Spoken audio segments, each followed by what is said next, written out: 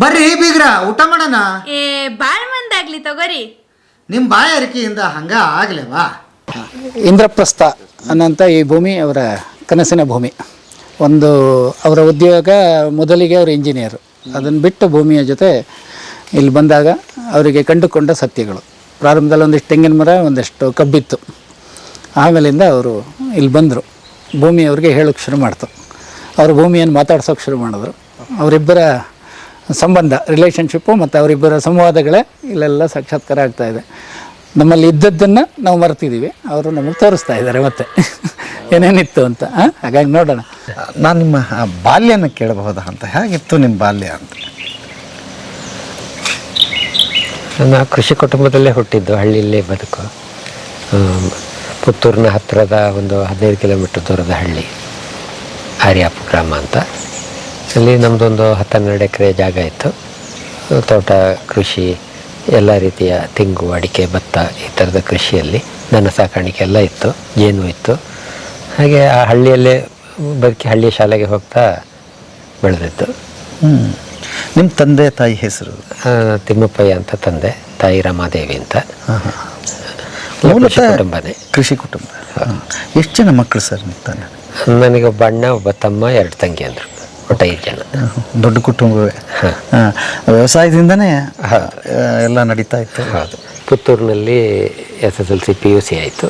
PUC ಆದಮೇಲೆ ಮೈಸೂರಿಗೆ ಬರುವಾಗಾಯಿತು. ನೀವು ಪದವಿ ಜಯಚಾಮರಾಜೇಂದ್ರ ಇಂಜಿನಿಯರಿಂಗ್ ಕಾಲೇಜಿನಲ್ಲಿ ಮೆಕ್ಯಾನಿಕಲ್ ಇಂಜಿನಿಯರಿಂಗ್ ಪದವಿ ನಾನು ಪಡೆದಿದ್ದು. ಅದಾದಮೇಲೆ ನನಗೆ ಕೃಷಿ ಜೀವನನೇ ಇಷ್ಟ ಆಯಿತು. ಪೇಟೆ ಬದುಕಿಗಿಂತ ಹಳ್ಳಿ ಆದೀತು ಅಂತ ಅನ್ನಿಸ್ತು. ಪುತ್ತೂರಿನ ಸುತ್ತಮುತ್ತ ಜಾಗ ಹುಡುಕ್ತಾ ಇದ್ವು, ಸರಿಯಾದ್ದು ಗೊತ್ತಾಗಲಿಲ್ಲ. ಆಗ ಅಕಸ್ಮಾತ್ ಇಲ್ಲಿ ಮೈಸೂರಿನಲ್ಲಿ ಓದಿದ್ರಿಂದ ಮೈಸೂರಲ್ಲಿ ನನ್ನ ಸೋದರತ್ತೆ, ಮಾವ, ಭಾವ ಎಲ್ಲ ಇದ್ದರು. ಆ ಪರಿಚಯದಲ್ಲಿ ಇಲ್ಲಿ ಒಂದಷ್ಟು ಜಾಗ ನೋಡುವಾಗಾಯಿತು. ಇದು ಕೊನೆಗೆ ಗೊತ್ತಾಯಿತು. ಇದೊಂದು 13 ಎಕರೆ ವಿಸ್ತೀರ್ಣದ ಜಾಗ. ಇದೊಂದು 4000 ರೀತಿಯ ಸಸ್ಯ ಪ್ರಭೇದಗಳು ಇರ್ಬೋದು. ಮತ್ತು ಮಲೆನಾಡು ಎಲ್ಲೂ ಮಾಡ್ಬೋದು ಅನ್ನೋದಕ್ಕೆ ಇದೀಗ ಸದ್ಯಕ್ಕೆ ದೃಷ್ಟಾಂತವಾಗಿಯೂ ಇದೆ. ಮಲೆನಾಡು ಅನ್ನೋದಕ್ಕೆ 2 ಅರ್ಥ ಇದೆ. ಒಂದು ಕಾಡಿರುವಂಥದ್ದು ಅಂತ, ಇನ್ನೊಂದು ಮಳೆ ಬರುವಂಥದ್ದು ಅಂತ. ಮಳೆಗೂ ಕಾಡಿಗೂ ಇರುವ ಸಂಬಂಧ, ಅನ್ಯೋನ್ಯ ಸಂಬಂಧವನ್ನು ನಾವು ಗ್ರಹಿಸಿದರೂ ಸಹ ಆ 2 ಪದಕ್ಕಿರುವಂತಹ ಜೋಡಿ ಅರ್ಥಗಳನ್ನು ಸಹ ಒಟ್ಟಿಗೆ ಗ್ರಹಿಸ್ಕೊಳ್ಬೋದು. ಮತ್ತು ಎಲ್ಲ ಕಡೆ ಆಗಬೇಕಾಗಿರೋದು ಅದೇ. 70% ಕಾಡಿನ ಇದು ಆಚ್ಛಾದನೆ ಆದಾಗ ಕೊನೆಗೆ ಮನುಷ್ಯ ಬಂದಿದ್ದು. ಮನುಷ್ಯನೆಂಬ ಕೂಸಿಗೆ ತೊಟ್ಟಿಲಾಗಿ ಅಷ್ಟು ಹಸುರಿನ ಅವಶ್ಯಕತೆ ಇತ್ತು. ಆದರೆ ಬೆಳೆದ ಮನುಷ್ಯ ಅದನ್ನು ಯಾವ ಪ್ರಮಾಣದಲ್ಲಿ ಇವತ್ತು ನಾಶ ಮಾಡಿದ್ದಾನೆ ಅಂದರೆ 70ರಿಂದ 7ಕ್ಕೆ ಇಳಿಸಿದ್ದಾನೆ. ದಟ್ಟ ಕಾಡಿರೋದು ಬರೀ 7ಕ್ಕಿಂತ ಕಡಿಮೆ. ಮತ್ತು ಕಬ್ಬು, ಹೊಗೆಸೊಪ್ಪು, ಅಡಿಕೆ, ಇದು ಭತ್ತ, ಇಂತಹ ಕೃಷಿ ಹಸುರನ್ನು ಸೇರಿಸಿದರೂ ಅದು 15ಕ್ಕಿಂತ ಹೆಚ್ಚಾಗಲ್ಲ. 70ರಿಂದ 15. ಹೌದು. ಈ ಹುಲ್ಲು ಹೇಳಿದ್ರಿ, ಇದು ಬಜೆ ಅಂತ ನೀರಲ್ಲಿ ಬೆಳೆಯುವಂಥದ್ದು. ಇದು ಈ ಥರ ಅದು ಸಸ್ಯಗಳ ಸಂಯೋಜನೆ ಹೇಗಿದೆ ಅಂದರೆ, ಆಳವಾದಂತಹ ಅಥವಾ ವ್ಯಾಲಿ, ತಗ್ಗು ಜೌಗು ಪ್ರದೇಶದಿಂದ ಹಿಡಿದು ನೀರು ಅತಿ ಕಮ್ಮಿ ಇರುವ ಬೆಟ್ಟದವರೆಗೆ ಆ ಮಣ್ಣಿಗೆ ತಕ್ಕುದಾದಂತಹ ಬೆಳೆಗಳನ್ನು ಪ್ರಕೃತಿ ಸಂಯೋಜನೆ ಮಾಡಿ ಕೊಟ್ಟಿದೆ. ನೀರು ನಿಲ್ಲುವಲ್ಲಿ, ಸದಾ ನಿಲ್ಲುವಲ್ಲಿ ಬೆಳೆಯುವ ಬೆಳೆ ಇದು. ಭತ್ತವು ಹಾಗೆ, ಸದಾ ನೀರು ನಿಲ್ಲುವಲ್ಲಿ, ಮಳೆ ಅತಿಯಾಗಿರುವಲ್ಲಿ, ಇನ್ನೇನೂ ಬೆಳೆಯದೇ ಇರುವಲ್ಲಿ ಬೆಳೀಲಿಕ್ಕೆ ಅಂಥೇಳಿ ಭತ್ತವನ್ನು ದೇವರು ಸೃಷ್ಟಿ ಮಾಡಿ ಕೊಟ್ಟಿದ್ದು. ಆದರೆ ನಮ್ಮದು ಹೇಗಾಯಿತು ಅಂದರೆ, ಎಲ್ಲ ಕಡೆಯೂ ಭತ್ತ ಬೆಳೆಯುವುದಕ್ಕಾಗಿ ನೀರನ್ನು, ಹರಿಯುವ ನೀರನ್ನು, ವಿವಿಧೋದ್ದೇಶಗಳಿಗಾಗಿ ಹರಿಯಬೇಕಾದ ನೀರನ್ನು ತಡೆ ಹಿಡಿದು ಭತ್ತವನ್ನು ಬೆಳೆಯುವಂಥ ದುಸ್ಥಿತಿ ಬಂತು. ಮತ್ತು ಆ ಕಾರಣಕ್ಕಾಗಿ ಇಷ್ಟು ಕಾಡು ನಾಶ ಆಗಿತ್ತು. ಓದಿದ್ರಿ, ನಿಮ್ಗೆ ಅಲ್ಲೇ ನೌಕರಿ ಮಾಡ್ತಿದ್ರಿ ನೀವು? ಇಲ್ಲ, ನಾನೊಂದು ಓದು ಮುಗಿಸಿ ಹೆಚ್ಚಂದರೆ ಇದು ಕೊಯಂಬತ್ತೂರಿನಲ್ಲಿ ಒಂದು 3 ತಿಂಗಳು ಉದ್ಯೋಗದಲ್ಲಿದ್ದೆ. ಮಂಗಳೂರಿನಲ್ಲಿ ಒಂದು 6 ತಿಂಗಳಿದ್ದೆ ಅಷ್ಟೇ. 9 ತಿಂಗಳು ಉದ್ಯೋಗ ಅಂತ ಇತ್ತು. ಓದಿದ್ದು ಇಂಜಿನಿಯರಿಂಗು, ಕೃಷಿಯಲ್ಲಿ ಆಸಕ್ತಿ ಬಂತು. ಯಾಕೆ ಮತ್ತೆ ಇಂಜಿನಿಯರಿಂಗ್ ಆ ಕಡೆ ಅದನ್ನು ಓದಿದ್ರಿ? ಅದು ಏನು ಅಂತ? ಹೇಗೆ? ಎಲ್ಲದಕ್ಕೂ ಸಹ ಪ್ರಕೃತಿ ಧರ್ಮ ಅಂತ ಇರುತ್ತೆ, ಪ್ರತಿಯೊಂದಕ್ಕೂ ಕಾರಣಗಳು ಅಂತ ಹೇಳೋಕ್ಕಾಗಲ್ಲ. ಆದರೆ ಅಥವಾ ಕಾರಣ ಹೀಗೆ ಹೇಳ್ಬೋದು, ಈಗ ಒಂದೇ ಮಣ್ಣಿನಲ್ಲಿ ಹುಟ್ಟಿದಂಥ ಮಾವಿಗೆ, ಬೇವಿಗೆ, ಹಲಸಿಗೆ, ನಿಂಬೆಗೆ ಎಲ್ಲ ಪ್ರತ್ಯೇಕ ಗುಣಧರ್ಮ ಇರ್ತದಲ್ಲ. ಹಾಗೆ ಈ ಮಣ್ಣಿನಲ್ಲಿ ನನಗೆ ಸಿಕ್ಕಿದ ಗುಣಧರ್ಮ ಇದು, ಕೃಷಿಯಲ್ಲೇ ಮುಂದುವರಿಯಲಿಕ್ಕೆ ಅಂತ ಇತ್ತದು. ಹಾಗಾಗಿ ನಾನು ಕೃಷಿ ಆಯ್ಕೆ ಮಾಡುವಾಗ ಆಯಿತು. ಓಕೆ. ಸಾಮಾನ್ಯವಾಗಿ ಮನೆಯಲ್ಲಿ ಒಂದಿಷ್ಟು ಇದೆ, ಯಾಕೆ ಓದಿದ್ದೀರಿ, ಚೆನ್ನಾಗಿದೆಯಾ, ಅಥವಾ ಕೆಲಸನೂ ಮಾಡ್ತಾ ಇದ್ದೀರಿ, ಕೃಷಿ ಎತ್ತ ಬರೋದು ಅಂದರೆ ಒಂದು ಕಬ್ಬಿಣದ ಕಡಲೆ ಯಾಕಪ್ಪ ಅಂತ ಅನ್ನೋದು ಇದ್ದೇ ಇರುತ್ತೆ ಹಿರಿಯರ ಕಡೆಯಿಂದ. ಹಾಗೇನಾದರೂ ಪ್ರತಿರೋಧ ಇತ್ತಾ ನಿಮ್ಮ ಮನೆಯಲ್ಲಿ? ಇಲ್ಲ, ಹಾಗೇನೂ ಇರಲಿಲ್ಲ. ನಮ್ಮ ಅಮ್ಮನಿಗೆ ಒಂದು ಸಣ್ಣ ಆತಂಕ ಇತ್ತು. ಓದಿದ ಮೇಲೆ ಕೃಷಿಯಲ್ಲಿ ಕಷ್ಟಗಳು ಜಾಸ್ತಿ ಆಗ್ತಾ ಇದೆ, ಆಳುಗಳ ಅಭಾವ, ಬೆಲೆ ಏರುಪೇರು, ರೋಗ ಎಲ್ಲ ಸಮಸ್ಯೆಗಳು ಜಾಸ್ತಿ ಆಗ್ತಾ ಇದೆ, ಹೇಗಾದೀತು ಅನ್ನುವಂಥ ಒಂದು ಸಣ್ಣ ಆತಂಕ ಸಾಮಾನ್ಯ ಓದಿದವರ ಜೀವನವನ್ನು ನೋಡುವಾಗ ಇತ್ತು. ಆದರೆ ನಮ್ಮ ಅಪ್ಪನಿಗೆ ಆ ರೀತಿಯ ಯಾವುದೇ ರೀತಿಯ ಹಿಂಜರಿಕೆ ಇರಲಿಲ್ಲ. ಕೃಷಿಯಲ್ಲಿ ಮುಂದುವರಿಯದೆ ಸರ್ವಶ್ರೇಷ್ಠ, ಕೃಷಿಗೆ ಸರಿಯಾದ ಉದ್ಯೋಗ ಇಲ್ಲ ಅನ್ನುವಂತಹ ಪೂರ್ಣ ನಂಬಿಕೆ ಅಪ್ಪನಿಗೂ ಇತ್ತು, ನನಗೂ ಅದು ಬಂದಿತ್ತು. ಹಾಗಾಗಿ ಏನು ತೊಂದರೆ ಆಗಲಿಲ್ಲ. ಕಾಮನ್ನಾಗಿ ನಾವೇನು ಕೃಷಿ ಮಾಡ್ತೀವಿ ಬೆಳೆದು ತಿನ್ನೋದಕ್ಕೆ ಅಥವಾ ಊಟ ಮಾಡೋದಕ್ಕೆ ಅಥವಾ ಮಾರೋದಕ್ಕೆ ಅನ್ನೋದನ್ನೇ ಕೃಷಿ, ಹೊಟ್ಟೆಪಾಡಿಗೆಗಾಗಿ ಕೃಷಿ ನಡೀತಾ ಇರೋದು ಈಗ. ಹೌದು. ನನಗೆ ಕೃಷಿ ಬಂದಾಗ ಹಾಗಿದ್ದ ಏನು ಕಲ್ಪನೆಯೂ ಇರಲಿಲ್ಲ.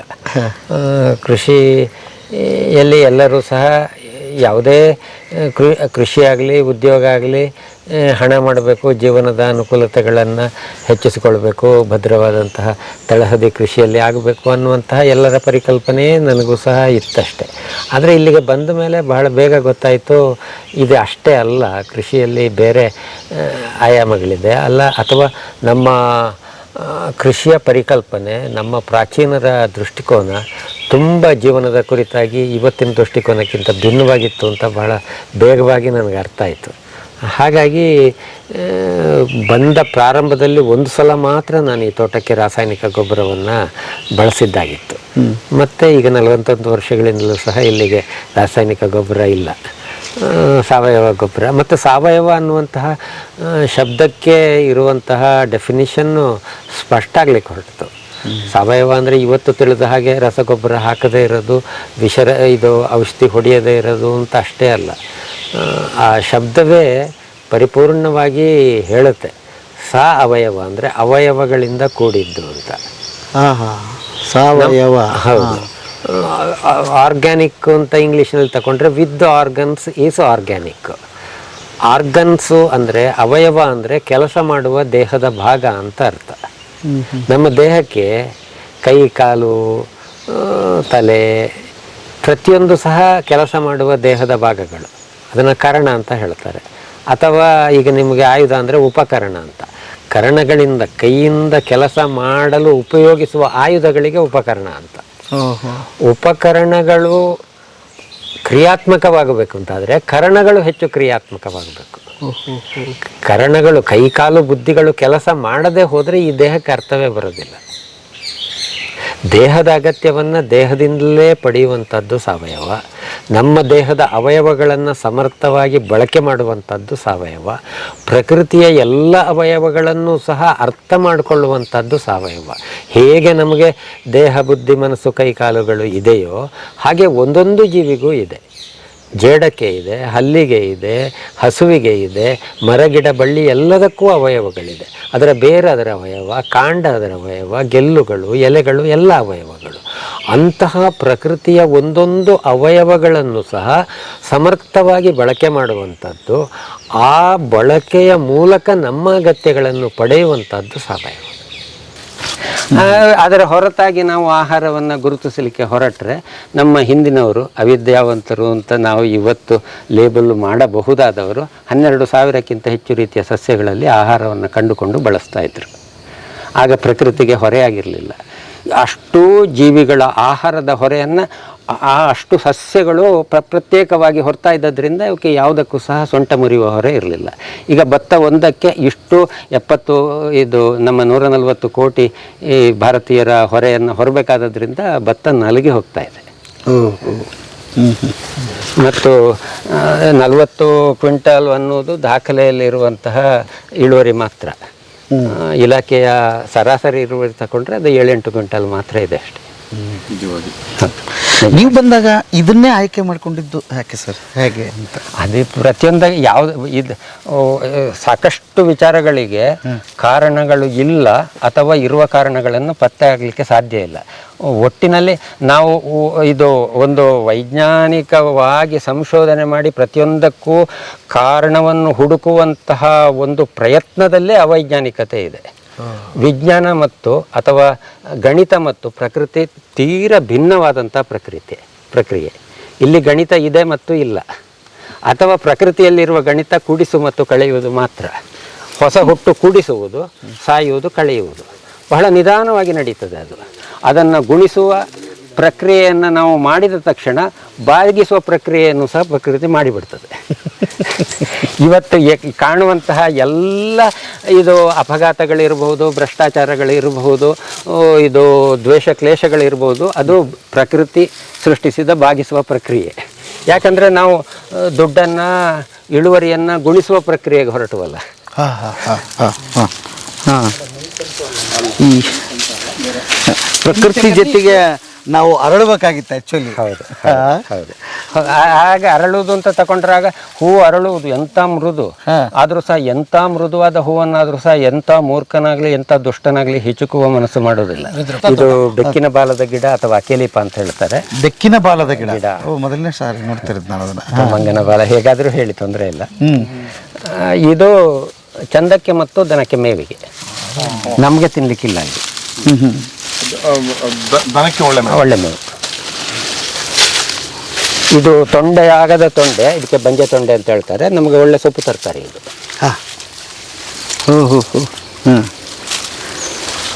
ಸ್ಫಟಿಕದ ಹೂ. ಇದು ದನಕ್ಕೆ ಮೇವಾಗುತ್ತೆ, ನಮಗೆ ತಿನ್ನಲಿಕ್ಕಿಲ್ಲ. ಇದು ನಾವು ತಿನ್ಬೋದು, ದನಕ್ಕೂ ಮೇವಾಗ್ತದೆ. ಇದಕ್ಕೆ ಮೈತಾಳು ಬಳ್ಳಿ ಅಂತ ಹೆಸರಿದೆ. ನೋವು ನಿವಾರಕ, ತುಂಬ ನೋವಿನ ಎಣ್ಣೆ ಎಲ್ಲ ಮಾಡಿದಾಗ ಭಾಳ ಚೆನ್ನಾಗಿ ಕೆಲಸ ಮಾಡ್ತದೆ. ಭಾಳ ಸುಂದರವಾದ ಹೂ ಸಹ ಕೊಡ್ತದೆ. ಮತ್ತು ಉಪ್ಪನ್ನು ಇವತ್ತು ನಾವು ಕೆಮಿಕಲ್ ಪ್ರೋಸೆಸ್ನಿಂದ ಬಿಳಿ ಮಾಡ್ತೀವಿ ಉಪ್ಪಿನಕಾಯಿಗೆ ಹಾಕೋಕ್ಕೆ. ಆದರೆ ಹಿಂದೆಲ್ಲ ಉಪ್ಪಿನಕಾಯಿಗೆ ಮಾತ್ರ ಬ್ಲೀಚ್ಡ್ ಉಪ್ಪು ಸಾಕು, ಉಳಿದೋದಕ್ಕೆಲ್ಲ ಬ್ಲೀಚ್ಡ್ ಉಪ್ಪಿನ ಅವಶ್ಯಕತೆ ಇಲ್ಲ. ಈ ಸೊಪ್ಪನ್ನು ಹಾಕಿ ಬ್ಲೀಚ್ ಮಾಡಿದಾಗ ಉಪ್ಪಿನಕಾಯಿ 4 ವರ್ಷ ಬಾಳುವಂಥ ಶಕ್ತಿಯನ್ನು ಪಡಿತಿತ್ತು. ಹಾಗೆ ಗುಂಗುರ ಸೊಪ್ಪು ಅಂತೇಳಿ ಇದರಲ್ಲೊಂದು ಪುಂಡಿ ಪಲ್ಯ, ಇದರಲ್ಲೊಂದು 10-20 ಪ್ರಭೇದ ಇದೆ.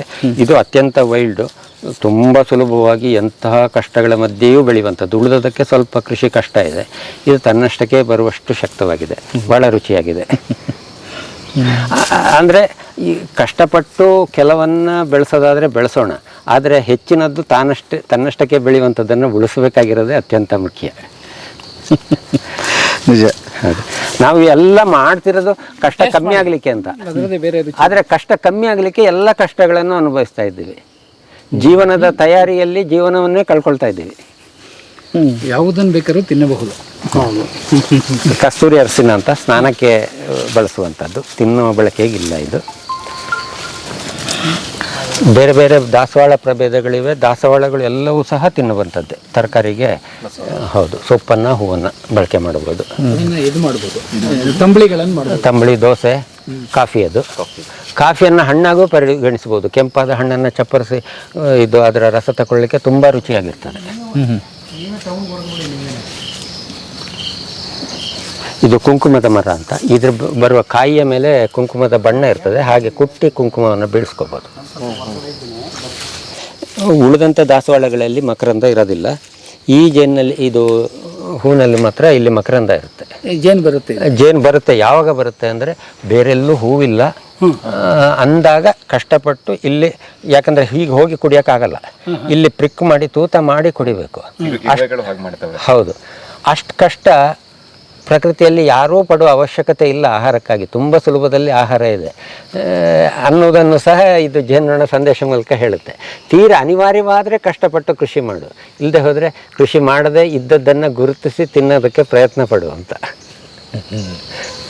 ಮತ್ತು ಹಾಗೆ ಹೂವನ್ನೇ ತಿನ್ಬೋದು. ಯಾವುದೇ ದಾಸವಾಳ ಹೂವನ್ನು ಹಸಿವಾದರೆ ಒಂದು 5-6 ತಿಂದರೆ ತುಂಬ ಸಂಕಟ ಆಗಿ ತಲೆ ತಿರುಗೋದೇನಾದರೂ ಆದರೆ ನಿವಾರಿಸ್ಕೊಳ್ಬೋದು. ಹಾಗೆ ಆಹಾರವನ್ನು ಎಲ್ಲ ಕಡೆಯೂ ಸಹ ಒಳ್ಳೆ ಇನ್ಸ್ಟೆಂಟು ಪ್ಯಾಕೆಟ್ ಥರನೂ ನೇಚರ್ ಮಾಡಿಟ್ಟಿದೆ. ಸ್ವಲ್ಪ ಕೆಲವಕ್ಕೆ ಅಡುಗೆ ಬೇಕು, ಹೆಚ್ಚಿನದಕ್ಕೆ ಅಡುಗೆ ಬೇಡ. ಯಾವುದೇ ಜೀವಿಗಳಿಗೆ ಇಲ್ಲದೇ ಇರುವಂತಹ ಸಮರ್ಥ ಅವಯವ ನಮಗೆ ಕೈಕಾಲು ಮತ್ತು ಬುದ್ಧಿ ಮನಸ್ಸುಗಳು ಇದೆ. ಉಳಿದ ಎಲ್ಲ ಜೀವಿಗಳು ಸಹ ನಮಗಿಂತ ಕನಿಷ್ಠ ಸಾಮರ್ಥ್ಯವುಳ್ಳ ಅವಯವಗಳನ್ನು ಹೊಂದಿರುವ ಉಳಿದ ಎಲ್ಲ ಜೀವಿಗಳು ಸಹ ಸ್ವತಂತ್ರವಾಗಿ ಸ್ವಾವಲಂಬಿಯಾಗಿ ಆತ್ಮಾಭಿಮಾನದಿಂದ ಆನಂದಪೂರ್ಣವಾಗಿ ಜೀವಿಸ್ತಾ ಇರಬೇಕು ಅಂತಾದರೆ ಆ ಅಷ್ಟೂ ಅಂಶಗಳು ಇಲ್ಲದ ಜೀವನ ಮನುಷ್ಯನಿಗೆ ಇವತ್ತು ಆಗ್ತಾ ಇದೆಯಲ್ಲ, ಅದನ್ನು ಆ ಜೀವಿಗಳನ್ನು ನೋಡಿ, ಆ ಜೀವಿಗಳ ಜೀವನವನ್ನು ನೋಡಿ ನಮ್ಮ ಜೀವನವನ್ನು ಅಂತೆ ರೂಪಿಸಿಕೊಳ್ಳುವ ಸಾಮರ್ಥ್ಯ ಸಾವಯವ. ಇದನ್ನು ಸರಳವಾಗಿ ಎಷ್ಟು ಚಂದ ಹೇಳಿದ್ರಿ. ಹೀಗೆ ನಮ್ಮಪ್ಪ ಬದುಕಿದ್ದ, ನಮ್ಮ ತಾತ ಬದುಕಿದ್ದ, ಇವತ್ತು ಕೂಡ ಏನನ್ನೂ ಯೋಚನೆ ಮಾಡದೆ, ಯಾವ ಗೊಡವೆ ಇಲ್ಲದೆ ಸಲಿಕೆ ಗುದ್ಲಿ ಹಾಕ್ಕೊಂಡು ಬೆಳಿಗ್ಗೆ ಇವತ್ತು ಕೂಡ ಹಳ್ಳಿಗಳಲ್ಲಿ ಈ ಕೆಲಸ ಮಾಡ್ತಾ ಇದ್ದಾರೆ. ಕೆಲಸ ಮಾಡೋದೊಂದೇ ಸಾಕಿತ್ತ ಅಥವಾ ಏನಾದರೂ ಜ್ಞಾನ ಅದ್ರ ಜೊತೆಗೆ ಬರಬೇಕಾಗಿತ್ತ? ಯಾಕಿನ್ನೂ ಅವ್ರು ಹಾಗೇ ಇದ್ದಾರೆ? ಪ್ರಕೃತಿಯಲ್ಲಿ ನಮ್ಮ ಸಂಪಾದನೆ ಎಷ್ಟಿರಬೇಕು ಅಂದರೆ, ಅವರು ಹಾಗೇ ಇದ್ದಾರೆ ಅಂತ ಹೇಳಿದಿರಲ್ಲ, ಅವರ ಸಂಪಾದನೆಯೇ ನಿಜವಾದ ಸಂಪಾದನೆ ಮತ್ತು ಅಗತ್ಯದ ಸಂಪಾದನೆ. ಅದಕ್ಕಿಂತ ಹೆಚ್ಚು ಸಂಪಾದನೆ ಮಾಡುವಂತಹ ಆಧುನಿಕ ಸೌಲಭ್ಯಗಳು, ಅವಕಾಶಗಳು, ಅದು ಪ್ರಕೃತಿಯ ವಿನಾಶಕ್ಕೆ ಕಾರಣವಾಗಿದೆ ಮತ್ತು ಅದು ಆನಂದದ ಜೀವನಕ್ಕೆ ಅನಗತ್ಯವಾಗಿದೆ. ಈಗ ಹೀಗೆ ನೋಡುವಾಗ ಅವರಿಗೆ ಸುಂದರವಾದ ಮನೆ ಇಲ್ಲ, ಸುಂದರವಾದ ಬಟ್ಟೆ ಇಲ್ಲ, ಹೆಚ್ಚಿನ ಯೋಚನೆಗಳು ಇಲ್ಲ, ಒಂದು ವಿಷಯಗಳನ್ನು ವಿಶ್ಲೇಷಣೆ ಮಾಡಿ ಅದು ಹೀಗೆ ಸರಿತಪ್ಪುಗಳನ್ನು ಹೇಳುವ ಒಂದು ಸಾಧ್ಯತೆ ಅವರಿಗಿಲ್ಲ.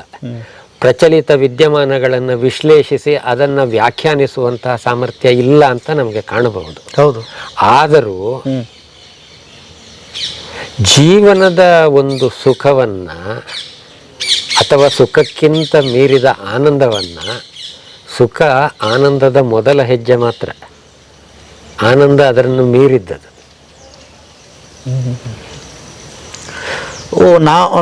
ನಮಗೆ ಕಾಣ್ತಾ ಇರೋದು ಸುಖವಾಗಿ, ಆ್ಯಕ್ಚುಲಿ ನೀವು ಹೇಳ್ತಾರೆ ಅಷ್ಟು ಸುಖ ಸಾಕು, ಅದೇ ನೆಮ್ಮದಿ. ಹೌದು, ಅಷ್ಟಕ್ಕೆ ಮಾತ್ರ ಈ ಪ್ರಕೃತಿಯಲ್ಲಿ ಅವಕಾಶ ಇದೆ, ಸ್ಕೋಪ್ ಇದೆ. ಅದನ್ನು ಮೀರಿದಾಗ ಪ್ರಕೃತಿಗೆ ದೋಷ ಆಗುತ್ತೆ. ಸಮಗ್ರವಾದಂತಹ ಈಗ ಇಷ್ಟೆಲ್ಲದ ನಂತರವೂ ಸಹ ಸರ್ಕಾರ ಎಂಬ ವ್ಯವಸ್ಥೆ ಯಾರಿಗೋ ಒಂದಷ್ಟು ನೋವಾಗಿದೆ, ಯಾರಿಗೋ ಒಂದಷ್ಟು ಅಭಾವ ಇದೆ, ಅದನ್ನು ಸಮತೂಗಿಸಬೇಕು ಅನ್ನುವಂತಹ ಪ್ರಯತ್ನ ಮಾಡ್ತಿದೆಯಲ್ಲ, ಮತ್ತು ಅದರಲ್ಲಿ ಸೋಲ್ತಾನೂ ಇದೆಯಲ್ಲ. ಅದು ಏನು ಹೇಳ್ತಾ ಇದೆ ಅಂದರೆ, ಈ ಎತ್ತರಕ್ಕೆ ಎಲ್ಲರೂ ವಾಹನವನ್ನು ಐಷಾರಾಮಿ ವಾಹನವನ್ನು ಹೊಂದುವ, ಮನೆಯನ್ನು ಹೊಂದುವ, ದುಡಿಯದೆ ಉಣ್ಣುವ ಸಾಮರ್ಥ್ಯವನ್ನು ಗಳಿಸಲು ಪ್ರಯತ್ನಿಸಿದರೆ ಮತ್ತು ಅದು ಸಾಧ್ಯವಾದರೆ ಈ ಪ್ರಪಂಚದಲ್ಲಿ ಇರುವಂತಹ ರಿಸೋರ್ಸಸ್ಸು ಒಂದು ದಿನಕ್ಕೆ ಸಾಲ್ತು.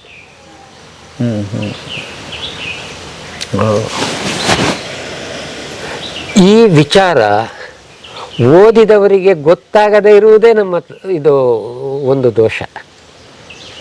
ಈ ವಿಚಾರ ಓದಿದವರಿಗೆ ಹೆಚ್ಚು ಸ್ಪಷ್ಟವಾಗಬೇಕಾಗಿತ್ತು. ಮತ್ತು ನಮ್ಮ ಬದುಕಿನ ಶ್ರೇಷ್ಠತೆ ಧರಿಸುವ ಬಟ್ಟೆಯಲ್ಲಿಯೋ ಉಪಯೋಗಿಸುವ ವಸ್ತು ವೈಭವದಲ್ಲಿಯೋ ಇಲ್ಲ ಎನ್ನುವುದು ಸ್ಪಷ್ಟವಾಗಬೇಕಾಗಿತ್ತು. ಅದಾಗಲಿಲ್ಲ. ಇದಕ್ಕೆ ಇನ್ನೊಂದು ಪ್ರಶ್ನೆ ಸೇರಿಸ್ಬಿಡ್ತೀನಿ ಇಲ್ಲೇ, ಓದಿಗೆ ಸಂಬಂಧಪಟ್ಟಿದ್ದಾದರೆ. ಅಥವಾ ಎಂಥ ಓದಿದ್ರು ಅವರು, ಅವರಿಗೆ ಸರಿಯಾದ ಓದನ್ನು ನಾವು ಕೊಡಲಿಲ್ವಾ ಅಥವಾ ಎಲ್ಲಿ ದಾರಿ ತಪ್ಪಿದ್ವಿ ಅಂತ? ಇಲ್ಲ, ಓದು ಆನಂತರ. ಬದುಕು ಮೊದಲು, ಅನುಭವ ಮೊದಲು, ಭಾವ ಮೊದಲು, ಭಾಷೆ ಆಮೇಲೆ. ಈಗ ನೀವು ಬಾಳೆಹಣ್ಣು ಅಂತ ಅಕ್ಷರ ಕಲಿಯುವಾಗಲೇ ಅವನಿಗೆ 10 ಸಲ 100 ಸಲ ಬಾಳೆಹಣ್ಣು, ಬನಾನ, ಕೇಲ ಅಂತ ಎಷ್ಟೇ ಸಲ ಬರೆಸಿ, ಎಷ್ಟು ಸಲ ಬಾಯಿಪಾಠ ಹೇಳಿ, ಚಿತ್ರವನ್ನು ಬೇಕಾದರೂ ತೋರಿಸಿ, ಆದರೆ ಬಾಳೆಹಣ್ಣಿನ ಅನುಭವ ಆಗುವುದು ಯಾವಾಗ? ಬಾಳೆಹಣ್ಣೆ ಮುಟ್ಟಿ ನೋಡಿ ಅದನ್ನು ತಿಂದಾಗ. ಹಾಗಾದರೆ ನಿಮಗೆ ಬಾಳೆಹಣ್ಣು ಎಂಬ ಅಕ್ಷರವನ್ನು ಕಲಿಸಬೇಕಾದದ್ದು ಮೊದಲ, ಬಾಳೆಹಣ್ಣನ್ನು ತೋರಿಸಿ ತಿನ್ನಿಸಬೇಕಾದದ್ದು ಮೊದಲ? ಬಾಳೆಹಣ್ಣನ್ನು ಅದು ಕಂದಿನಿಂದ ಬರ್ತದೆ, ಬೀಜದಿಂದ ಅಲ್ಲ ಅಂತ ಯಾರೋ ಒಬ್ರು ಬಂದರು. ಓ, ನಿಮ್ಮದು ಸಾವಯವ ಬಾಳೆಹಣ್ಣು ತುಂಬ ರುಚಿಯಾಗಿದೆ ಅಂತ. PhD ಯಾವುದೋ ದೊಡ್ಡ ಕಂಪನಿಯಲ್ಲಿ ಲಕ್ಷಗಟ್ಟಲೆ ಉದ್ಯೋಗ ಮಾಡ್ತಾ ಇದ್ದಾರೆ. ನಮ್ಮ ಮನೆಯಲ್ಲಿ ಒಂದು ಸಣ್ಣ ಜಾಗ ಇದೆ, ಈ ಸಿಪ್ಪೆನ ತಗೊಂಡೋಗಿ ಹಾಕಿ ಗಿಡ ಮಾಡ್ಬೋದಾ ಅಂತ ಕೇಳಿದ್ದೆ. ಇದನ್ನು ವಿದ್ಯಾಭ್ಯಾಸ ಅಂತ ನಾವು ಕೇಳ್ಬೋದಾ? ಓಕೆ. ಹಾಗಾದ್ರೆ ನಾವು ಎಲ್ಲಿ ತಪ್ಪಿದ್ದೇವೆ ಅಂತ ಸ್ಪಷ್ಟ ಆಗ್ತಾ ಇದೆಯಲ್ಲ. ಗೊತ್ತಾಯ್ತು. ಆ ಅನುಭವಕ್ಕೆ ಚಿನ್ನದ ಹೂವಿಗೆ ಸುಗಂಧ ಬಂದಂತೆ ಅಂತ ಒಂದು ಮಾತಿದೆ. ಚಿನ್ನದ ಹೂವಿಗೆ ಸುಗಂಧ ಭರಿಸುವುದು ಅಂದರೆ ಅದಾಗಲ್ಲ. ಅದು ನಾವು ಆ ಪ್ರಯತ್ನದಲ್ಲಿ ಇವತ್ತು ಇದು ಸೋಲ್ತಾ ಇದ್ದೇವೆ ಮತ್ತು ಪ್ರಯತ್ನ ಮಾಡಿ ವ್ಯರ್ಥ ಆಗ್ತಾ ಇದೆ. ಸುಗಂಧದ ಯಾವಾಗಲೂ ಸಹ ಎಲ್ಲ ಹೂವಿಗೂ ಸುಗಂಧ ಇರ್ತದೆ ಅಂತಲೂ ಇಲ್ಲ. ಆದರೆ ಎಲ್ಲ ಹೂವಿಗೂ ಮೃದುತ್ವ ಇದೆ ಮತ್ತು ಅತ್ಯಂತ ಬೇಗ ಅದು ಹಾಳಾಗ್ತದೆ ಕೂಡ. ಆದರೆ ಬಹುತೇಕ ಎಲ್ಲ ಹೂಗಳಿಗೆ ಒಂದೇ ದಿನದ ಆಯುಷ್ಯ. ಆದರೆ ಅದು ಮತ್ತೆ 3 ತಿಂಗಳಲ್ಲಿ ಬಲಿತು ಮತ್ತೊಂದು ಬೀಜವಾಗಿ ಮುಂದೆ 100 ವರ್ಷ ಹೂವನ್ನು ಕೊಡುವ ಮರಕ್ಕೆ ಮೂಲವಾಗಿ ಅದು ಅಭಿವೃದ್ಧಿ ಹೊಂದುತ್ತದೆ. ಅಂತಹ ಮೃದುತ್ವ ಹಳ್ಳಿಯ ಅವಿದ್ಯಾವಂತ ಜನರಲ್ಲಿ ಇದೆ ಅಂತ ನಾವು ಭಾವಿಸುವುದಾದರೆ ಆ ಮೃದುತ್ವವನ್ನು ಉಳಿಸಿಕೊಂಡು ಅದನ್ನು ಫಲೀಕರಿಸಬೇಕು. ಈ ಗಿಡ ಯಾವುದು ಅಂತ ಕೇಳಿದ್ರೆ ಹಿಂಗೆ ನೋಡ್ತಾರೆ. ಅವ್ರಿಗೆ ಇವತ್ತು ಸ್ಕೂಲಲ್ಲಿ ಮಾಡಿರೋ ಕೆಲಸ ಬಹುತೇಕ 50 ವರ್ಷದ ಮೇಲಿನವರು ಮಾತ್ರ ಕೃಷಿಯ ಬಗ್ಗೆ ಜ್ಞಾನ ಮತ್ತು ಸಾಮರ್ಥ್ಯ ಪಡೆದವರಿದ್ದಾರೆ. ಉಳಿದವರಿಗೆ ಬಹುತೇಕ ಕಳ್ಕೊಂಡಾಗ ಈಗ ನಾವು ಅವ್ರಿಗೆ ಕೊಡ್ಬೇಕಂತ ನಮ್ದು ಹೇಗಾದ್ರೂ. ಆದರೆ ಕೊಡಬೇಕಾದ್ರೆ ಅದು ಕೊಡ್ತಾ ಇದ್ದೀವಿ. 6ನೇ ವರ್ಷಕ್ಕೆ ಶುರುವಾಗಬೇಕಿತ್ತಲ್ಲ. ಈಗ ಓದಿ 25 ವರ್ಷಕ್ಕೆ ಕೊಡಕ್ಕೆ ಹೊರಟಾಗ ಅರ್ಹತೆನೇ ಹೊರಟೋಗಿರುತ್ತೆ. ಹಾಗಾಗಿ ಕೃಷಿ ಮಕ್ಕಳಿಗೆ ಕೃಷಿ ಸಹಜವಾಗಿ ಬರ್ತಿದ್ದದ್ದು ಅಂದರೆ ಇದ್ರ ಥರ ಕೆಳಗೆ ಕೃತಕವಾಗಿ ಕೊಡಬೇಕೀಗ. ಹೌದು. ಇದು ಸಂಪಿಗೆಯ ಒಂದು ಜಾತಿ ಇದು. ಅದು ಕಣಗಿಲೆ. ಅದು ಕಣಗಿಲೆ ಹೂ ಬರುತ್ತೆ. ಇದು ಕನಕ ಚಂಪಕ ಅಂತ ತುಂಬ ಸುವಾಸನೆಯ ಹೂ. ದೊಡ್ಡ ಮರ ಆಗುತ್ತೆ. ಆ ಹೂ ಒಣಗಿದ ಹೂವು 1 ವರ್ಷ ಸುವಾಸನೆ ಇರುತ್ತೆ. ಜೊತೆಗೆ ಹಸಿ ಹೂವನ್ನು ಕೊಬ್ಬರಿ ಎಣ್ಣೆಗೆ 2 ಹೂ ಹಾಕಿದರೆ 1 ಲೀಟರು ಎಣ್ಣೆ ತಕ್ಷಣ ಸುಗಂಧಮಯ ಆಗಿಬಿಡುತ್ತೆ. ಅಷ್ಟು ಪವರ್ಫುಲ್ಲು ಹೂ ಇದು. ಪ್ರಪಂಚದಲ್ಲಿ ಅತ್ಯಂತ ಹೆಚ್ಚು ಸುಗಂಧ ದ್ರವ್ಯ ತಯಾರಾಗ್ತಾ ಇರುವ ಹೂ ಇದರದ್ದೇ. ಲಾಂಗ್ ಆಯಿಲ್ ಅಂತ. ಉರುಗುಲು ಗಿಡ ಅಂಥೇಳಿ ಸುವಾಸನೆ ಇರುತ್ತೆ. ಸೊಳ್ಳೆ ಮತ್ತು ತೆಗಣೆಗೆ ತುಂಬ ಒಳ್ಳೆಯ ಔಷಧಿ. ತುಂಬ ಗಟ್ಟಿ ಮರ. ಸೊಳ್ಳೆಗೆ ಅಂದರೆ ಹೇಗೆ ಬಳಸ್ಬೋದು? ಹೊಗೆ ಹಾಕೋದ್ರಿಂದ. ಹಾಸಿಗೆ ಅಡಿಯಲ್ಲಿ ಹಾಕಿದರೆ ತೆಗಣೆ ಎಲ್ಲ ಹೆಚ್ಚದದ್ದು ತೆಗಣೆ ಬರೋಲ್ಲ. ಶ್ರೀಗಂಧದ ಮರ, ಅದರ ಅರಿಯದು ಗಂಧ ನಮಗೆ ಗೊತ್ತು. ಆದರೆ ಅದರ ಚಿಗುರು ಎಲೆಗಳು ಅದ್ಭುತವಾದ ತರಕಾರಿ ಅನ್ನೋದನ್ನು ಯಾರೂ ಗುರುತಿಸುವ ಸ್ಥಿತಿಗೆ ಬಂದಿಲ್ಲ. ನೀವು ಕೆಲವು ಐಟಮ್ಗಳು ಮಾಡಿರೋದೆಲ್ಲ ಸಾಕಷ್ಟು ಮಾಡ್ಬೋದು. ಅದರಲ್ಲಿ ಶ್ರೀಗಂಧದಲ್ಲಿ ಆಹಾರವಾಗಿ ಬಳಸ್ಬೋದು.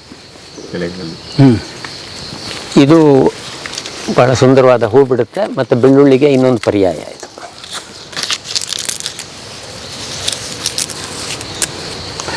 ಟೇಸ್ಟ್ ಮಾಡಿ.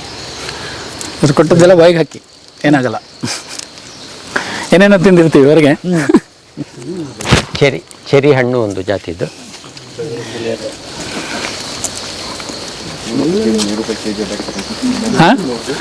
ಬೆಳ್ಳುಳ್ಳಿ ರೇಟ್ ಹೆಚ್ಚು ಕಡಿಮೆ ಆಗುತ್ತೆ. ಇದು ಹಂಗೆ ಕೊಡ್ತಾ ಇರುತ್ತೆ.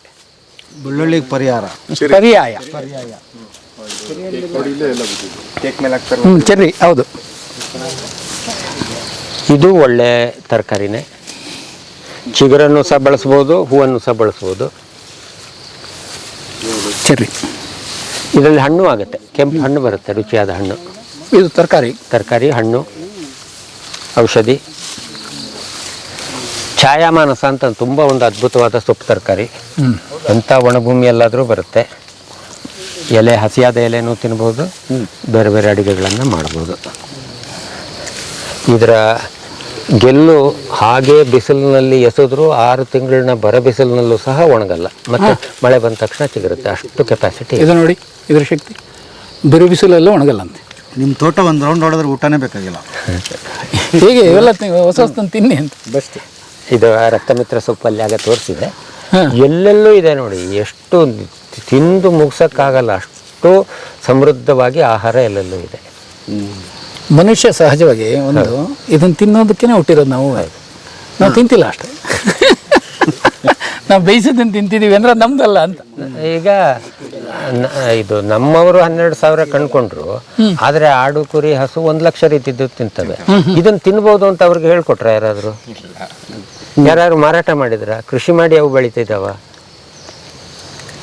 1% ಕಮ್ಮಿ ಮನುಷ್ಯನ ತೂಕ ಅಥವಾ ಗಾತ್ರ, 99% ಉಳಿದ ಪ್ರಾಣಿಗಳು, ಇರುವೆಗಳ 25%. ಇಂಥ ಪ್ರಪಂಚದಲ್ಲಿ ಅಂದಿನಿಂದ ಇಂದಿನವರೆಗೆ ಅಷ್ಟು 99% ಜೀವಿಗಳಿಗೆ ಆಹಾರದ ಕೊರತೆ ಆಗಿಲ್ಲ. ವಿದ್ಯಾಭ್ಯಾಸ ಇಲ್ಲದೆ ಕೃಷಿ ಮಾಡದೆ ಅವಕ್ಕೆ ಆಹಾರ ಸಿಗ್ತಿದೆ. ಅದೇ ಜೀವಲಕ್ಷಣ ಇರುವ ಮನುಷ್ಯನಿಗೆ ಸಿಕ್ಕಲ್ಲ ಅನ್ನೋದಕ್ಕೆ ಯಾವುದೇ ಆಧಾರ ಇಲ್ಲ. ಮತ್ತು ಕೃಷಿಗಾಗಿ, ಆ ಕೃಷಿಯ ಕುರಿತಾದಂತಹ ಜ್ಞಾನಕ್ಕಾಗಿ ಯಾರೂ ಪ್ರಯತ್ನ ಪಡುವ ಅವಶ್ಯಕತೆ ಇಲ್ಲ. ಅದು ಸ್ವಯಂ ಜನಿತವಾಗಿ ಇನ್ಬಿಲ್ಟ್ ನಮ್ಮೊಳಗೆ ಬೈ ಇನ್ಸ್ಟಿಂಕ್ಟು ಮನುಷ್ಯನಲ್ಲಿಯೂ ಇದೆ.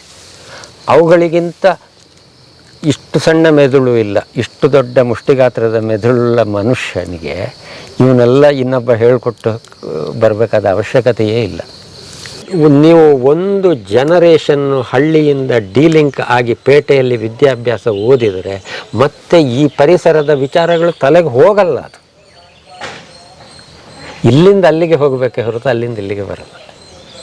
ಒಂದು ಝೂವಿನಲ್ಲಿ 4 ವರ್ಷ ಬೇಡ, 4 ತಿಂಗಳು ಒಂದು ಹುಲಿಯನ್ನು, ಕರಡಿಯನ್ನು, ಹಂದಿಯನ್ನು ಇಟ್ಟು ಸಾಕಿದ ಮೇಲೆ ಇದೆಯಲ್ಲ, ಮತ್ತೆ ಕಾಡಿಗೆ ತಗೊಂಡೋದ್ರೆ ಅದಕ್ಕೆ ಬೇಟೆಯಾಡಿ ಜೀವನ ಮಾಡೋಕ್ಕಾಗಲ್ಲ. Permanently disable. ಆ ರೀತಿ ಇವತ್ತು ವಿದ್ಯಾ ಜಗತ್ತು ಫುಲ್ಲು ಡೀಲಿಂಕ್ ಆಗಿದೆ.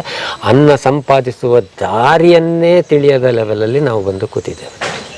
ಉದ್ಯೋಗವನ್ನು ಕಿತ್ತುಕೊಂಡ್ರೆ ಅನ್ನವನ್ನು ಒಂದು ದಿನ ಸಂಪಾದಿಸಲಿಕ್ಕೆ ಸಾಧ್ಯ ಇಲ್ಲದ ಜನಾಂಗವನ್ನು ಸೃಷ್ಟಿ ಮಾಡಿದ್ದೇವೆ ನಾವು. ಯೋಚನೆ ಮಾಡಿ. ನಮಗೆ ಸಂಬಳದ ದುಡ್ಡು ಇದ್ದರೆ ನಮ್ಮ ಮನೆಯ ಎದುರಿನ ಮಾರ್ಕೆಟಿನಲ್ಲಿ ತರಕಾರಿಗಳು, ಹಣ್ಣುಗಳು, ಕಾಳುಗಳು ಬಂದು ಕೂತ್ರೆ ಕೊಂಡು ತರುವಷ್ಟು ಮಾತ್ರ ನಮಗೆ ಸಾಮರ್ಥ್ಯ. ಅದನ್ನು ಅಡಿಗೆ ಮಾಡುವ ಸಾಮರ್ಥ್ಯವನ್ನು ಕಳ್ಕೊಂಡಿದ್ದೇವೆ. ಅದಕ್ಕೆಲ್ಲದಕ್ಕೂ ರೆಡಿಮೇಡ್ ಫುಡ್ನ ಲೆವೆಲ್ಗೆ ಬಂದಿದ್ದು ಕೂತಿದ್ದೇವೆ. ದೇಹದ ಮೂಲ ಅಗತ್ಯವಾದಂತಹ ಆಹಾರದ ವಿಷಯವಾಗಿ ಇಷ್ಟೊಂದು ಅಜ್ಞಾನ, ಇದು ಪರಾವಲಂಬನ ಇದ್ದಂತಹ ಜಗತ್ತನ್ನು ನಾವು ಸೃಷ್ಟಿ ಮಾಡಿದ್ದೇವೆ. ಮತ್ತು ಇದು ಇಷ್ಟಕ್ಕೂ ಕಾರಣ ವಿದ್ಯಾವಂತರು ಮತ್ತು ಹಣವಂತರೇ ಹೊರತು ಹಳ್ಳಿಯ ಅವಿದ್ಯಾವಂತರಲ್ಲ. ಯಾವ ನಿಮಿಷಕ್ಕಾದರೂ ಸಹ ಅವರು ಹಣವಿಲ್ಲದೆ ಜೀವನ ಮಾಡಬಲ್ಲರು. ಸರ್ಕಾರದ ಯಾವ ಅವಲಂಬನೆ ಇಲ್ಲದೆ ಜೀವನ ಮಾಡಬಲ್ಲರು. ಪಂಚತಂತ್ರದಲ್ಲಿ ಒಂದು ಕತೆ ಬರುತ್ತೆ. ನದಿಯಲ್ಲಿ ದೋಣಿಯಲ್ಲಿ 4 ಜನ ಹೋಗ್ತಾ ಇದ್ರಂತೆ. ಹೋಗುವಾಗ ಅಲ್ಲಿ ಒಬ್ಬ ಕನ್ನಡ ಪಂಡಿತ ಇದ್ದ, ಇನ್ನೊಬ್ಬ ವಿಜ್ಞಾನಿ ಇದ್ದ, ಇನ್ನೊಬ್ಬ ವೈದ್ಯ ಇದ್ದ. ಎಲ್ಲರೂ ಸಹ ಬೇರೆ ಬೇರೆ ಅವ್ರದ್ದೇ ಜ್ಞಾನದ ವಿಷಯವಾಗಿ ಮಾತಾಡ್ತಾ ಇದ್ರು. ಇವನು ಸುಮ್ಮನೆ ಹೊಟ್ಟೊಡಿತಾ ಇದ್ದ. ಕೊನೆಗೆ ಯಾರೋ ಒಬ್ಬ ಕೇಳಿದ್ನಂತೆ, ನಾವೆಲ್ಲ ಮಾತಾಡ್ತಾ ಇರೋದು ನಿನಗೆ ಅರ್ಥ ಆಗ್ತಾ ಇದೆಯಪ್ಪ ಅಂತ. ಇಲ್ಲ ಅಂತ ಹೇಳಿದ. ಏನಿನ ಜೀವನ ವ್ಯರ್ಥ ಅಲ್ವಾ? ಇಂತಿಂತಹ ಜ್ಞಾನ, ವಿಶೇಷ ವಿಜ್ಞಾನಗಳು, ಭಾಷೆಗಳು, ಅದರ ಸೌಂದರ್ಯ, ಸಾಹಿತ್ಯ ಏನೂ ಅರ್ಥ ಮಾಡಿಕೊಳ್ಳದೆ ನಿನ್ನ ಲೈಫು ತುಂಬ ವೇಸ್ಟ್ ಆಗ್ತಾ ಇದೆಯಲ್ಲ, ಹೀಗಿರಬಾರ್ದು, ನೀ ಕಲಿಬೇಕು, ನಾನು ಹೇಳ್ಕೊಡ್ತೇನೆ, ಹಾಗೆ ಹೀಗೆ ಅಂತ ಎಲ್ಲ ಹೇಳ್ತಾಯಿದ್ರು. ಅವನು ಹ್ಞೂ ಹ್ಞೂ ಅಂತ ಹೇಳ್ತಾ ಇದ್ದರೆ ಹೊಟ್ಟೊಳಿತಾ ಇದ್ದ. ಜೋರು ಗಾಳಿ ಬೀಸ್ತು, ತಿರುಗಾಳಿ ಆಯಿತು, ಅಲ್ಲೋಲ ಕಲ್ಲೋಲ ಆಗಿಕೊಡ್ತು ದೋಣಿ. ನಿಮ್ಗೆ ಈಜಕ್ಕೆ ಬಂದರೆ ಬದುಕೋತೀರಿ, ಇಲ್ಲ ಅಂದರೆ ಅಷ್ಟೇ, ನಾನೇನೂ ಮಾಡೋಕ್ಕಲ್ಲ, ನನ್ನ ಕೈ ಮೀರೋಗಿದೆ ಅಂತ ಅವ ಈಜಿ ದಡ ಸೇರಿದ. ಇವರೆಲ್ಲ ಮುಳುಗಿದ್ರು. ಈ ಕಥೆನ ಯಾರು ಹೇಳಿದರು? ಪಂಚತಂತ್ರದಲ್ಲಿ ಯಾರೂ ಶಾಲೆಗೆ ಹೋಗದೇ ಇರುವವರು, ಯಾರೂ ವಿದ್ಯಾಭ್ಯಾಸ ಪಡೆದೇ ಇರುವವರು, ಕಾಡಿನಲ್ಲಿ ಕಷ್ಟದಲ್ಲಿ ಹುಲಿ, ಕರಡಿ, ಆನೆಗಳ ಮಧ್ಯೆ ಬದುಕಿದವರು, ಇದು ಪ್ರತಿದಿನ ಬೆಳಿಗ್ಗೆ ಆಹಾರಕ್ಕೆ ಹುಡುಕಿ ತಿನ್ನಬೇಕಾದಂತಹ ಸ್ಥಿತಿಯಲ್ಲಿದ್ದವರು, ಜೀವನ ಅಭಿವೃದ್ಧಿ ಆಗಿಲ್ಲ ಅಂತ ಇವತ್ತಿನ ಲೆವೆಲ್ನಲ್ಲಿ ಯೋಚನೆ ಮಾಡ್ತಾ ಇರುವ ದಿನಗಳಲ್ಲಿ ಅವರು ಬರೆದಿರುವ ಕತೆ ಇದು. 5ನೇ ಶತಮಾನದಲ್ಲಿ ಮನುಷ್ಯ ಜೀವ ಕೊಟ್ಟ ಪ್ರಕೃತಿಗೆ, ಬದುಕು ಕೊಟ್ಟ ಪ್ರಕೃತಿಗೆ ಮನುಷ್ಯ ಮತ್ತೆ ಋಣ ಸಂದಾಯ ಮಾಡುವ ಸಾಧ್ಯತೆ ಮತ್ತು ವಿಧಾನ ಬೀಜ ಪ್ರಸಾರ ಮಾತ್ರ. ಉಳಿದಂತೆ ಈ ಮನುಷ್ಯ ಏನೂ ಮಾಡೋಕ್ಕಾಗಲ್ಲ. ಈ ಎಲ್ಲ ಜೀವಿಗಳು ಸಹ ತಾವು ತಿಂದದ್ದಕ್ಕೆ ಸಮವಾಗಿ ಬೀಜ ಪ್ರಸಾರ ಮಾಡಿ ಆ ಪ್ರಕೃತಿಯ ಉಳಿವನ್ನು ಕಾಯ್ದುಕೊಳ್ಳುವ ಕೆಲಸವನ್ನು ಮಾಡ್ತಾರೆ. ಮನುಷ್ಯನು ಅವುಗಳಿಗಿಂತ 1000 ಪಟ್ಟು ಹೆಚ್ಚು ಕೆಲಸ ಮಾಡುವಂತಹ ಅಂಗಾಂಗ ವೈಶಿಷ್ಟ್ಯವುಳ್ಳ ನಾವು ಮಾಡ್ತಾ ಇರೋದು ಮಾತ್ರ ವಿರುದ್ಧವಾಗಿ ಅಂತಾಗಿದೆ. ಈಗ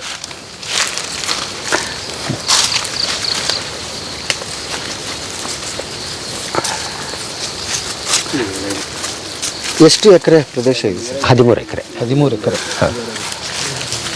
ಮಂದಾರ ಅಥವಾ ಬಸವನಪಾದ ಅಂತ ಹೇಳ್ತಾರೆ, ಕಾಂಚನಾರ ಅಂತಲೂ ಹೆಸರಿದೆ. ತುಂಬ ಸುವಾಸನೆ ಇರ್ತದೆ. ಥೈರಾಯ್ಡ್ ಸಮಸ್ಯೆಗೆ ವಿಶೇಷ ಔಷಧಿ ಇದು. ಥೈರಾಯ್ಡ್ ಸಮಸ್ಯೆಗೆ ಹೌದು, ತರಕಾರಿಯೂ ಹೌದು.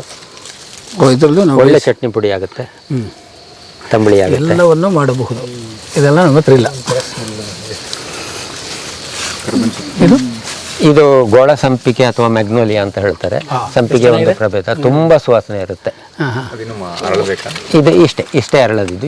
ಇದು ಇವತ್ತಿನ ಹೂವು. ಇದರ ಸುವಾಸನೆ ನೋಡಿ. ಹಿಡ್ಕೊಳ್ಳಿ ಬಿಡಿ ನಿಮಗೆ.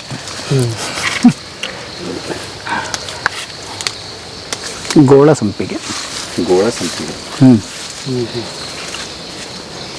ಇಲ್ಲ, ಸಾರಿ, ಇದು ಮೊಟ್ಟೆ ಸಂಪಿಗೆ. ಗೋಳ ಸಂಪಿಗೆ ಅಂತ ಇನ್ನೊಂದಿದೆ. ಮೊಟ್ಟೆ ಸಂಪಿಗೆ. ಗೋಳ ಸಂಪಿಗೆ ಅಂತ ಇನ್ನೊಂದಿದೆ, ದೇವಕಣಗಿಲೆ ಅಂತ. ನೋಡಿ ಆ ಮಂದಾರದ ಹೂಗಳು ನೋಡಿ. ಹೂವು ಸಹ ಅಷ್ಟೇ ಸುವಾಸನೆ. ಹೂವನ್ನು ಹಾಗೆ ಹಸಿಯಾಗಿಯೇ ತಿನ್ಬೋದು, ಮತ್ತು ಇದರಲ್ಲೇ ಬೇಕಾದ್ರೆ ಚಟ್ನಿ ತಂಬಳಿನೂ ಮಾಡ್ಬೋದು. ಹೂವಿನಲ್ಲಿ ಪ್ರತ್ಯೇಕ ರುಚಿ, ಎಲೆಯಲ್ಲಿ ಪ್ರತ್ಯೇಕ ರುಚಿ. ಇದ್ರ ಕಡೆಗೆ ಇದಾದಾಗ ಈ ಕಲರ್ ಬದಲಾಗುತ್ತೆ. ಹೌದು, ಮಾರನೇ ದಿನಕ್ಕೆ. ಇದೆಲ್ಲ ಇನ್ಸುಲಿನ್ ಪ್ಲಾಂಟ್ ಅಂತ. ತುಂಬ ರುಚಿಯಾಗಿ ತಿನ್ಬೋದು. ಹುಣಸೆ ಹಣ್ಣಿಗೆ ಬದಲು ಇದನ್ನೇ ಅಡುಗೆಗೆ ಬಳಸ್ಕೊಳ್ಬೋದು. ಇನ್ಸುಲಿನ್ ಅಂದರೆ ಶುಗರಿಗೆ. ಹೌದು, ಸಕ್ಕರೆ ಕಾಯಿಲೆಯಲ್ಲಿ ಒಳ್ಳೆ ಔಷಧಿಯಾಗಿ ಕೆಲಸ ಮಾಡುತ್ತೆ. ಇದು ತಿಂದು ನೋಡಿ ಈ ಎಲೆಗಳನ್ನು.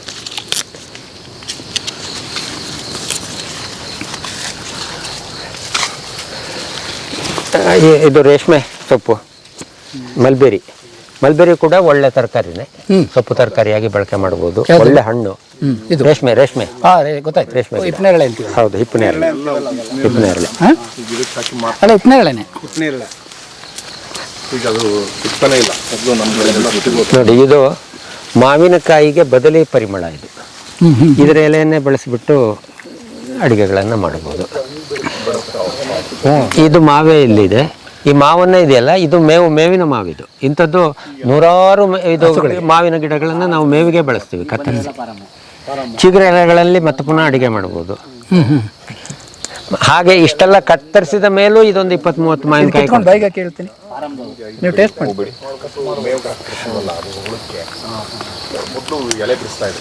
ನನ್ನೊಂದು ಪ್ರಶ್ನೆ, ನಮಗೆ ಸ್ಪರ್ಧೆ ಇಲ್ಲ ಅಂತ ಅಲ್ಲಿ ಎಲ್ಲ ತೆಗೆದು ಬರ್ತಿದ್ದೀರಿ, ಏನಕ್ಕೆ? ಅವುಗಳ ಸ್ಪರ್ಧೆ ಮಾಡಲ್ಲ, ಅವುಗಳ ಒಳಗೆ ಸ್ಪರ್ಧೆ ಇಲ್ಲ ಅಂತ. ಮತ್ತೆ ಸ್ವಂತ ನನಗೂ ಬೇರೆಯವರು ಎಷ್ಟು ತೆಗಿತಾರೆ, ಏನು ಎತ್ತ, ಆ ಸ್ಪರ್ಧೆನೂ ಇಲ್ಲ. ನೀವು ಅದನ್ನು ಸ್ಟಾರ್ಟಿಂಗ್ ನಾವು ಇಲ್ಲಿ ನಾವು ಸ್ಪರ್ಧೆ ಮಾಡಬೇಕಾಗಿರೋದು ನಮ್ಮ ಜೊತೆನೆ. ನಾನು ನಿನ್ನೆ ಮಾಡಿದ್ದಕ್ಕಿಂತ ಇವತ್ತು ಹೆಚ್ಚು ಕೆಲಸ ಮಾಡೋಕ್ಕೆ ಸಾಧ್ಯ ಇದೆಯೋ, ಹೆಚ್ಚು ಯೋಚನೆ ಮಾಡೋಕ್ಕೆ ಸಾಧ್ಯ ಇದೆಯೋ, ಹೆಚ್ಚು ಸಂತೋಷವಾಗಿರೋಕ್ಕೆ ಸಾಧ್ಯ ಇದೆಯೋ ಅಂತ ನಮ್ಮ ಜೊತೆ ನಾವು ಸ್ಪರ್ಧೆ ಮಾಡಬೇಕಾಗಿರೋದು. ನಾವು ಇವತ್ತು ಇನ್ನೊಬ್ಬರ ಜೊತೆ ಸ್ಪರ್ಧೆಗೆ ಇಡೀ ಪ್ರಪಂಚ ಕಟ್ಟಿದ್ದೀವಿ. ಅದಕ್ಕಾಗಿ ಒಲಿಂಪಿಕ್ ಮಾಡ್ತೀವಿ. ನಮ್ಗೆ ಈಗಿರೋದೇ ಅದು. ಏನು ಗೊತ್ತಾ, ನೀವು ಹೆಚ್ಚು ಅಂಕ ತೆಗಿಬೇಕು, ನೀನು ಸ್ಪರ್ಧೆ ಮಾಡಬೇಕು, ಇಲ್ಲಿ ಬದುಕಕ್ಕಾಗಲ್ಲ, ಇಲ್ಲ ಹಣ ಮಾಡದೇ ಇದ್ರೆ ಜೀವನ ಇಲ್ಲ. ಇದು ನೋಡಿ, ಏನೂ ಇಲ್ಲ. ಉಪಕರಣಗಳ ಜೊತೆ ಆಟ ಆಡುವಂತಹ ಒಂದು ಕಾನ್ಸೆಪ್ಟೇ ನೇಚರ್ನಲ್ಲಿಲ್ಲ. ಆಟ ಎನ್ನುವುದು ಅದು ಆಹಾರಕ್ಕೆ ಅನುಕೂಲವಾಗಿಯೇ ನಡೆಯುವಂಥದ್ದು. ಯಾವುದೇ ಬೆಕ್ಕು ನೋಡಿ, ನಾಯಿ ನೋಡಿ, ಹಸು ನೋಡಿ, ಅವು ಆಟ ಆಡುವ ಮೂಲಕ ಜೀವನದ ಪಾಠ, ಅನ್ನದ ಪಾಠವನ್ನೇ ಕಲಿಯೋದು. ಬೆಕ್ಕಿಗೆ ಇಲ್ಲಿಗೆ ಇದು ಮರಿನ ಬೇಟೆ ಆಡದೇನೆ ಇಲ್ಲಿಗೆ ಬೆಕ್ಕಿಗೆ ಪಾಠ, ಬೆಕ್ಕಿನ ಮರಿಗೆ ಹೇಳ್ಕೊಡೋದು. ಅದರಲ್ಲೇ ಅದು ನಿರಂತರವಾಗಿ ಇದು 6 ತಿಂಗಳು ಆಟ ಆಡಿಬಿಟ್ಟು ಕಲಿತು ಬಿಡ್ತದೆ ಉದ್ಯೋಗವನ್ನೇ. ನೋಡಿ, ಪಕ್ಷಿಗಳ ಶಬ್ದ ಇದೆ, ಸಂಗೀತ, ನಿನಾದ ಎಲ್ಲ ಬರುತ್ತೆ. ಹೌದು.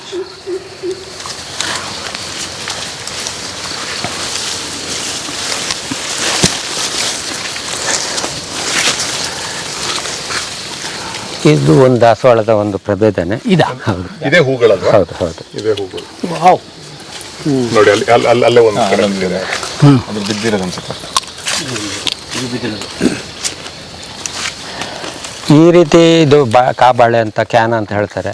ಇದರಲ್ಲಿಯೂ ನೂರಾರು ಪ್ರಭೇದಗಳಿದೆ. ಹೆಚ್ಚಿನ ಪ್ರಭೇದಗಳನ್ನು ತಿನ್ಬೋದು. ಹೂವನ್ನು ತಿನ್ಬೋದು, ಮತ್ತು ಗಡ್ಡೆ ಬರುತ್ತೆ, ಇದು ಅರಾರೋಟ್ ಗಡ್ಡೆ ಥರ ಗಡ್ಡೆ ಬರುತ್ತೆ. ಗಡ್ಡಿನಲ್ಲಿ ಅಡುಗೆನೂ ಮಾಡ್ಬೋದು, ಹಿಟ್ಟು ತೆಗಿಬೋದು.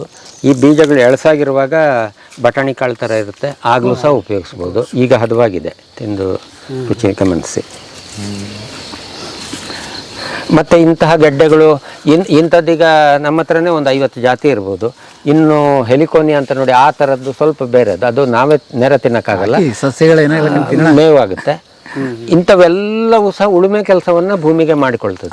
ಉಳುಮೆಗೆ ಉದ್ದೇಶ ಇದೆ. ಆ ಉದ್ದೇಶ ನಾವು ನೇಗಿಲಿನ ಮೂಲಕ ಮಾಡೋದಲ್ಲ. ಮಾಡಿದರೂ ಎತ್ತು ಮತ್ತು ನೇಗಿಲಿನ ಉಳುಮೆ ಪ್ರಕೃತಿ ಸಹ್ಯವಾದಂಥ ಪ್ರಕೃತಿ, ಅದು ದಿವ್ಯವೂ ಹೌದು. ಅಂತಹ ಉಳುಮೆಯಲ್ಲಿ ಸೀತೆ ಜನನ ಆದದ್ದು, ಅಲ್ಲಿಗೆ ಅದು ಮಿತಿ. ಅದು ಅದಕ್ಕಿಂತ ಮೇಲಿನ ಉಳುಮೆಗೆ ನಮಗೆ ಅರ್ಹತೆಯೇ ಇಲ್ಲ. ಅದು ಅಹಂಕಾರವು ರಾಕ್ಷಸೀಯತೆಯೇ ಆಗಿಬಿಡುತ್ತೆ ಕೊನೆಗೆ. ಯಾವುದೇ ನಾಗರಿಕ ಜಗತ್ತು ಬದುಕಿರೋದಂಥದ್ದು ಬಡವರಿಂದ, ಅವಿದ್ಯಾವಂತರಿಂದ, ಕೃಷಿಕರಿಂದಲೇ. ಇಲ್ಲದೆ ಹೋದರೆ ಯಾವ ಐಟಮೂ ಬರೋಕ್ಕೆ ಸಾಧ್ಯ ಇಲ್ಲ ಅಲ್ಲಿ. ಈ ಯಾವುದೀಗ ಬೀನ್ಸು, ಹಾಲು, ಕಾಳು ಯಾವುದನ್ನು ತಗೊಂಡ್ರೂ ಸಹ ಪ್ರೊಡಕ್ಷನ್ ಕಾಸ್ಟ್, ಈಗ ನಾನು ಭತ್ತ ಬೆಳೆಯಲ್ಲ, ಯಾಕೆಂದರೆ ಭತ್ತದ ಪ್ರೊಡಕ್ಷನ್ ಕಾಸ್ಟು ಭತ್ತದ್ದೇ 150 ರೂಪಾಯಿ ಇದೆ kg. ಹಾಲಿನದ್ದು ಪ್ರೊಡಕ್ಷನ್ ಕಾಸ್ಟೇ 80 ರೂಪಾಯಿ ಇದೆ. 40 ರೂಪಾಯಿಗೆ ಪೇಟೆಯಲ್ಲಿ ಸಿಗ್ತಾ ಇದೆ. ಯಾವುದೇ ಜನ ಪಡುವ ದೈಹಿಕ ಶ್ರಮಕ್ಕೆ ಸಮನಾಗಿ ಬೆಲೆ ಕಟ್ಟುವುದಾದರೆ, ಪ್ರಕೃತಿಯ ವಿನಾಶಕ್ಕೆ ಬೆಲೆ ಕಟ್ಟುವುದಾದರೆ, ಅಕ್ಕಿಯ ಬೆಲೆ ಕನಿಷ್ಠ 1,000 ರೂಪಾಯಿ ಆಗಬೇಕು. ಅದರ ಕಮ್ಮಿಗೆ ಕೊಡೋಕ್ಕೆ ಸಾಧ್ಯ ಇಲ್ಲ. ಆದರೂ ನಮಗೆ 40-50 ರೂಪಾಯಿಗೆ ಸಿಗ್ತಿದೆ. ಆ ಲೆವೆಲಲ್ಲಿ ಪ್ರಕೃತಿಯ ಶೋಷಣೆ ಆಗ್ತಿದೆ, ಕೃಷಿ ಮಾಡುವವನ ಶೋಷಣೆ ಆಗ್ತಿದೆ. ಈಗ ಅದನ್ನೇ ಮುಂದುವರ್ಸೋದ್ರೆ ಆ ಜನಾಂಗ ಹೊರಟೋಯ್ತು ಸರ್. ಈಗ ಆ ಮುಗ್ಧರು ಇದು ಆಲ್ರೆಡಿ ಕಳ್ಕೊಂಡಿದ್ದೀವಿ. ಅದು ನಿಜ. ಈಗ ಅವ್ರ ಮಕ್ಕಳು ಅದು ಅವ್ರ ಮಕ್ಕಳು ಹಾಗಾಗಿದ್ದಾರೆ.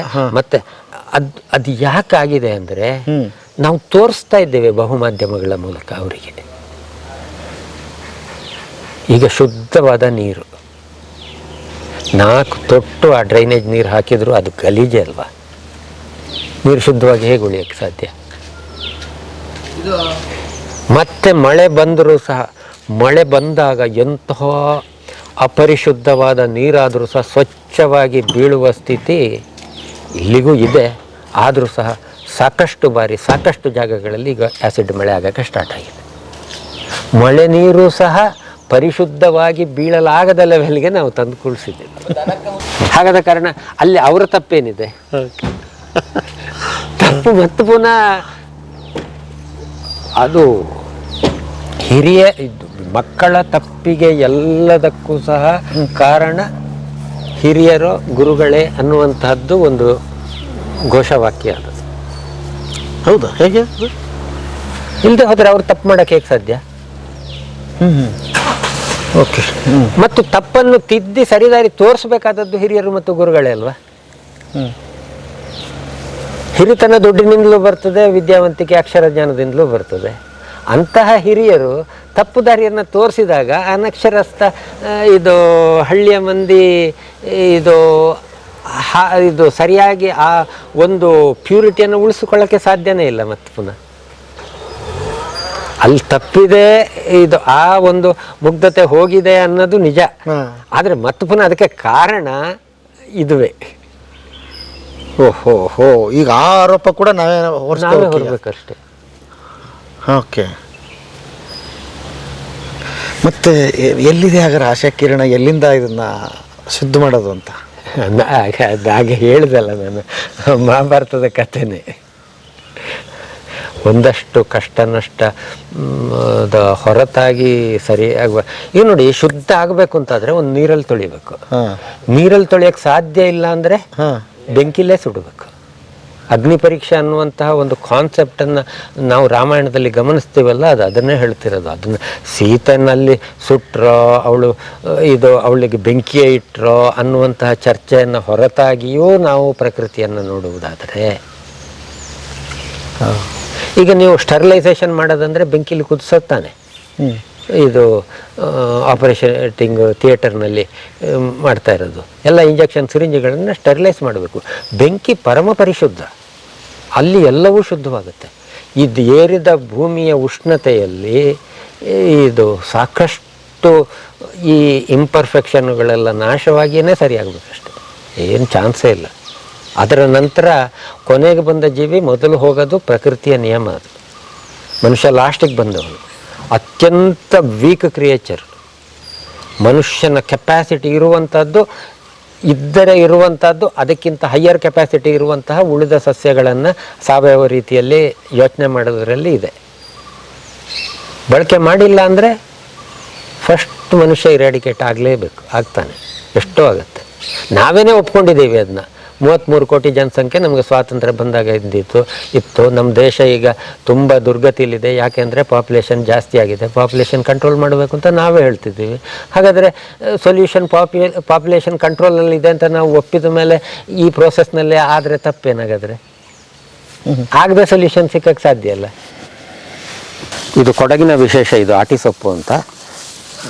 ಈ ಸೊಪ್ಪಿಗೆ ಈ ಮಳೆಗಾಲದಲ್ಲಿ ತುಂಬ ನೀಲಿ ಬಣ್ಣ ಇರುತ್ತೆ. ಕುದಿಸಿದ ನೀರು ನೀಲಿ ಆಗುತ್ತೆ. ಅದನ್ನು ಉಪಯೋಗಿಸಿ ಪಾಯಸ, ಹಾಲ್ಬಾಯಿ, ರೊಟ್ಟಿ ಇತ್ಯಾದಿಗಳನ್ನು ಮಾಡೋದ್ರಿಂದ ವರ್ಷದ ಇಮ್ಯುನಿಟಿ ಬರುತ್ತೆ, ಹೊಸ ಸುಗಂಧ, ರುಚಿ ಬೇರೆ ಆಗುತ್ತೆ. ಔಷಧಿ, ಇದು ಔಷಧಯ ಅಂತಲೇ ಕರೆಯೋದು ಸಸ್ಯಗಳನ್ನೆಲ್ಲ. ಅಂದರೆ ಇವು ಔಷಧಿಗಾಗಿ ಔಷಧಯ ಅಂತ, ಅಂದರೆ ದೇವರು ಇಟ್ಟಿರೋ ಔಷಧಿ ಇದು ನಮಗೆ. ಅಶೋಕ, ಇದು ಸೀತಾಶೋಕ ಅಂದರೆ ಇದು. ನಾವು ತಪ್ಪಾಗಿ ಬೇರೆ ಇನ್ನೊಂದನ್ನು ಡ್ರೂಪಿಂಗ್ ಅಶೋಕವನ್ನು ಅಶೋಕ ಅಂತ ಹೇಳ್ತಿದ್ದೀವಿ. ಅದು ಪಾಲಿಯಾಲ್ಥಿಯಾ ಅಂತ, ಇದು ಫಾಲ್ಸ್ ಅಶೋಕ ಅಂತ. ಇದು ಅಶೋಕ. ಇದರ ಹೂವು ಇದು ತರಕಾರಿಯೂ ಔಷಧಿಯು. ತೊಗಟೆ ಇದು ಸ್ತ್ರೀಯರಿಗೆ ವಿಶೇಷ ಔಷಧಿ ಇದು. ಆದ್ದರಿಂದ ಅಶೋಕವನದಲ್ಲಿ ಸೀತೆ ಕೂತಿದ್ದು ಈ ಮರದಲ್ಲಿ. ಇದನ್ನು ಹನುಮಂತ ಸೀತೆಯನ್ನು ನೋಡಿದ್ದು ಶಿಂಶಪ ಮರದಿಂದ. ಅವು ಎರಡು ಸಹ ಸ್ತ್ರೀ ವೃಕ್ಷಗಳೇ, ಸ್ತ್ರೀ ಚಿಕಿತ್ಸೆಗಾಗುವ ವೃಕ್ಷಗಳು. ಶಿಂಶಪ ಗಿಡ ಆ ಥರ ಬರುತ್ತೆ. ಅಲ್ಲಿ ಸಣ್ಣ ಎಲೆ ಇದೆ, ದೊಡ್ಡ ಮರ ಆಗುತ್ತೆ ಅದು, ಇದಕ್ಕಿಂತ ದೊಡ್ಡ ಮರ ಆಗುವಾಗ ಸಣ್ಣ ಸಣ್ಣ ಎಲೆಗಳು. ಹೌದು, ಹಾಗೆ ಎರಡು ಎದುರು ಬದರು ತೋರಿಸೋದಕ್ಕೆ ಅನುಕೂಲ ಆಗಲಿ ಅಂತ. ಸರಿ ಸರಿ. ಇದು ಹನುಮಂತ ಕೂತ, ಇದು ಅಲ್ಲಿ ಸೀತೆ, ಇದು ಸೀತೆ ಕೂತ. ಎರಡು ಹೆಣ್ಣುಮಕ್ಕಳ ಔಷಧೀಯ ಸಸ್ಯಗಳು.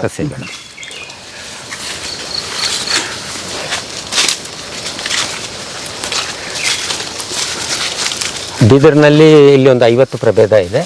ಇವೆಲ್ಲ ಟೀಚರ್ಸ್ ಬ್ಯಾಂಬು ಅಥವಾ ಪೆನ್ಸಿಲ್ ಬ್ಯಾಂಬು ಅಂತ ಹೇಳ್ತಾರೆ. ಚಾವಟಿ ಮಾಡೋದಕ್ಕೆ, ಮಕ್ಕಳಿಗೆ ಪಾಠ ಹೇಳ್ಕೊಡೋದಕ್ಕೆ. ಏನು ಹೇಳೋದು, ಬಿದಿರು. ಸಣ್ಣ ಕಡ್ಡಿ, ಬೆತ್ತ ಅಂತೀವಿ ನಾವು. ಮಲೆ ಮಹದೇಶ್ವರನ ಇದರಲ್ಲಿ ಬೆತ್ತ ಜಾತಿನೇ ಬೇರೆ. ಬೆತ್ತ ಮುಂದೆ ತೋರಿಸ್ತೀನಿ. ಇವೆಲ್ಲ ಬಿದಿರುಗಳು ಬೇರೆ, ಬೆತ್ತ ಬೇರೆ. ಅದಕ್ಕೇನು ಅಂತ, ಇದು ಲಿಚ್ಚಿ ಅಂತ ಒಂದು ಹಣ್ಣು. ಹೌದು, ಅದು ಕೇದಿಗೆ ಗಿಡ. ಕೇದಿಗೆನೂ ಇವತ್ತು ತುಂಬ ಅಪರೂಪದ ಸಸ್ಯ ಆಗಿದೆ. ಬಹುತೇಕ ಎಲ್ಲೂ ನೋಡೋಕ್ಕೆ ಇಲ್ಲ ಈಗ. ಆ ಲೆವೆಲ್ಗೆ ಬಂದು ಕೂತಿದೆ. ಅದ್ರ ಬೆಳವಣಿಗೆ ನಾವೇ ಪ್ಲಾಂಟ್ ಮಾಡ್ಬೇಕನ್ನ. ಹೌದು, ಅದು ಅತ್ಯಂತ ಸುಗಂಧಮಯವಾದಂತಹ ಚಿಗುರೆಲೆಗಳು ಅದರಲ್ಲಿ. ಕಿಲೋಮೀಟ್ರಿಗೆ ಹಬ್ಬುವಷ್ಟು ಸುಗಂಧ. ಅದು ಯಾವ ಟೈಮಲ್ಲಿ? ವರ್ಷ ಇಡೀ ಆಗುತ್ತೆ ಅದು. ಮಳೆಗಾಲದಲ್ಲಿ ಜಾಸ್ತಿ. ನಮ್ದು ಇನ್ನೂ ಎಳಸು, ಇನ್ನೂ ಅದು ಹೂವಾಗುವ ಹಂತಕ್ಕೆ ಬರಲಿಲ್ಲ. ಇದು ಕೆಲಸ ಮಾಡ್ತಾ ಮಾಡ್ತಾ ಅದರಿಂದ ಜ್ಞಾನ ಬರುತ್ತೆ. ಹಾಗೆ ಅಂಥೇಳಿ ಆ ಕೆಲಸ ಜ್ಞಾನವಾಗಿ, ವಿಜ್ಞಾನವಾಗಿ ಕನ್ವರ್ಟು ಎಲ್ಲರಲ್ಲಿಯೂ ಆಗಲ್ಲ. ಹಾಗೆ ಆಗುವಂಥವರು ಜನಸಾಮಾನ್ಯರೆಲ್ಲರು. ಅದರಲ್ಲಿ ವಿವೇಕ, ವಿಜ್ಞಾನ, ಚಿಂತನ ಪರವಾಗುವವರು 1000ಕ್ಕೊಬ್ಬರು, ಲಕ್ಷಕ್ಕೊಬ್ಬರು ಮಾತ್ರ ದಾರ್ಶನಿಕರು, ಶತಮಾನಕ್ಕೊಬ್ಬರು ಯುಗ ಪ್ರವರ್ತಕರು ಬರುವುದು. ಅದು ಪ್ರಕೃತಿಯ ನಿಯಮ. ಅದು ಹುಲಿ ಒಂದು ಇರಬೇಕು ಅಂತಾದರೆ 10,000 ಜಿಂಕೆ ಇರಬೇಕಲ್ಲಿ. ಬಡ ಜಿಂಕೆ ಅಷ್ಟೇ. ಇದು ಪ್ರಕೃತಿಯ ನಿಯಮ ಇರೋದು. ಹಾಗೆ ಹುಲಿಯಾಗಬಲ್ಲ, ವಿಜ್ಞಾನಿಯಾಗಬಲ್ಲ, ಪ್ರಕೃತಿಯ ವಿಜ್ಞಾನವನ್ನು ಅರ್ಥ ಮಾಡಿಕೊಳ್ಳಬಲ್ಲ ಶ್ರೇಷ್ಠತಮ ಮನೋಸಾಮರ್ಥ್ಯ ಇಲ್ಲವರು ಯಾರೂ ಸಹ ಕೃಷಿಯನ್ನು ಅವಲಂಬಿಸಿ ಪ್ರಕೃತಿಯನ್ನು ಅರ್ಥ ಮಾಡುವಂತಹ ಸೌಜನ್ಯವನ್ನು ಉಳಿಸಿಕೊಂಡಿಲ್ಲ. ಅವರು ಎಲ್ಲರೂ ಸಹ ಈ ಪೇಟೆಯ ವಿಲಾಸಿ ವೈಭವದ ವಿಜ್ಞಾನಿಗಳಾಗಿ ಪರಿವರ್ತನೆ ಆಗಿ ಹೋಗಿದ್ದಾರೆ. ಹಾಗಾದ ಕಾರಣ ರಾಂಗ್ ಇನ್ಫಾರ್ಮೇಷನು ಪಾಸ್ ಆನ್ ಆಗ್ತಾ ಇದೆ. ರಿಯಲ್ ಇನ್ಫಾರ್ಮೇಷನ್, ಅವರಿಗೆ ನಿಜವಾಗಿ ರಿಯಲ್ ಇನ್ಫಾರ್ಮೇಷನನ್ನು ರಿವೀಲ್ ಮಾಡುವಂತಹ ಮತ್ತು ಫೀಲ್ ಮಾಡುವಂತಹ ಶಕ್ತಿ ಇದೆ. ಆ ಶಕ್ತಿ ಉಳ್ಳವರು ಇಲ್ಲಿ ಕೃಷಿಯಲ್ಲಿ ಉಳಿದಿಲ್ಲ. ಇದೇನು ಸರ್ ವಿಶೇಷವಾಗಿದೆ? ಇದು ವಿಷಮಂಗುಲಿ ಅಂತ. ವಿಷಮಂಗುಲಿ? ಹೌದು, ವಿಷ ಚಿಕಿತ್ಸೆಗಳಲ್ಲಿ ಔಷಧಿ. ಸುದರ್ಶನ ಅಂತ ಹೇಳುವ ಹೆಸರು ಇದೆ. ತುಂಬ ಸುಂದರವಾದ ಹೂ ಬರುತ್ತೆ. ಇಲ್ಲಿ ಹೂ ಬರ್ತಾ ಇದೆ ಈಗ. ಬಿಳಿ, ನೀಲಿ, ಸ್ವಲ್ಪ ನೀಲಿಯಲ್ಲಿ ವ್ಯತ್ಯಾಸ ಆ ಥರ 2-3 ಥರ ಬರುತ್ತೆ. ಇದು ಇನ್ನು ಮಂದಾರದಲ್ಲಿ ಇನ್ನೊಂದು ಜಾತಿ, ಬಸವನ ಪಾದದಲ್ಲಿ ಒಂದು ಜಾತಿ, ಅದು ಅಂಜೂರ. ಇದು ಅಂಜೂರ. ಹೌದು. ಬೈನೆ ಗಿಡ, ಬೈನೆ ದೊಡ್ಡ ಮರ ಆಗುತ್ತೆ ಅದು. ಇದು ಇದು ಸಾವಿರಾರು ಗಿಡಗಳಿದೆ ನಮ್ಮಲ್ಲಿ. ದೊಡ್ಡದು ಬೀಜ ಆಗುವಂಥದ್ದು ಒಂದಷ್ಟಿದೆ. ಇವೆಲ್ಲ ದನದ ಮೇವಿಗಾಗಿಯೇ ಇದೆ. ಕತ್ತರಿಸಿ ಬೀಜಕ್ಕೆ ಒಂದು 4 ಇಟ್ಕೊಳ್ತೀವಿ, ಉಳಿದದೆಲ್ಲ ಕತ್ತರಿಸಿ ಮೇವಿಗೆ ಕೊಡ್ತಾ ಇರ್ತೀವಿ. ಅದು ಚಿಗುರ್ತಾ ಇರುತ್ತೆ. ಪಾರಿಜಾತ, ಬೆಣ್ಣೆಹಣ್ಣು, ಹಾಂ, ಬಟರ್ ಫ್ರೂಟ್, ಅವಕಾಡೋ ಅಂತ. ಬಟರ್ ಫ್ರೂಟ್ ಅಂತ ಹೇಳ್ತೀವಿ. ಇದು ಸುರಹೊನ್ನೆ ಅಂತ. ಯಾವ್ದು ಹೇಳಿ? ಈ ಮರ ದಪ್ಪ ಎಲೆದು ಸುರಹೊನ್ನೆ. ಇದರ ಎಲೆ ಕಣ್ಣು ನೋವಿಗೆ ಔಷಧಿ, ಕೆಂಗಣ್ಣಿಗೆಲ್ಲ. ಮತ್ತು ಬೀಜದಲ್ಲಿ ಎಣ್ಣೆ ಬರುತ್ತೆ. ಎಣ್ಣೆಯನ್ನು ಹೊಟ್ಟೆ ಹುಳದ ನಿವಾರಕಕ್ಕೂ ಉಪಯೋಗಿಸ್ಬೋದು, ಇಂಧನವಾಗಿಯೂ ಬಳಸ್ಬೋದು. ಸುರಹೊನ್ನೆ. ಇಲ್ಲಿ ನೇತಾಡ್ತಾ ಇರೋದೆಲ್ಲ ನೋಡಿ ಅಮೃತ ಬಳ್ಳಿ. ಅಮೃತ ಬಳ್ಳಿ ಕಷಾಯ ಮಾಡ್ತೀವಲ್ಲ, ಕಷಾಯ ಮಾಡೋದಕ್ಕೆ ಎಲೆಗಳನ್ನು ಹಾಗೆ ತಿನ್ಬೋದು. ಇದು ಯಾವ ಕಾಯಿಲೆಗಳಿಗೆ ಇದು? ಎಲ್ಲ ಏನು ಹೆಸರಿಸ್ತಿರೋ ಅದಕ್ಕೆಲ್ಲ ಪ್ರಥಮ ಚಿಕಿತ್ಸೆ ಇದನ್ನೇ ನೋಡ್ಬೋದು. ಅಶ್ವಗಂಧ. ಅಶ್ವಗಂಧಕ್ಕೂ ಅದೇ ಅಂತ. ಅಶ್ವಗಂಧ, ಅಮೃತ ಬಳ್ಳಿ, ಇದು ಅನಿಲಕಾಯಿ, ಇವೆಲ್ಲ ಒಂಥರ ಯೂನಿವರ್ಸಲ್ ಮಿರಾಕಲ್ ಅಂತ ಹೇಳ್ತಾರೆ ಅಶ್ವಗಂಧನ. ಹೌದು, ಅದಕ್ಕೆ ಎಲ್ಲದಕ್ಕೂ ಸಬ್ಸ್ಟಿಟ್ಯೂಟ್ ಅದು. ಹೌದು. ಅದಕ್ಕೆ ಹಿರೇಮದ್ದು ಅಂತಾನೆ ಹೆಸರಿದೆ. ಹಾಗಾಗಿ ಅಶ್ವಗಂಧಕ್ಕೆ. ಹೌದು.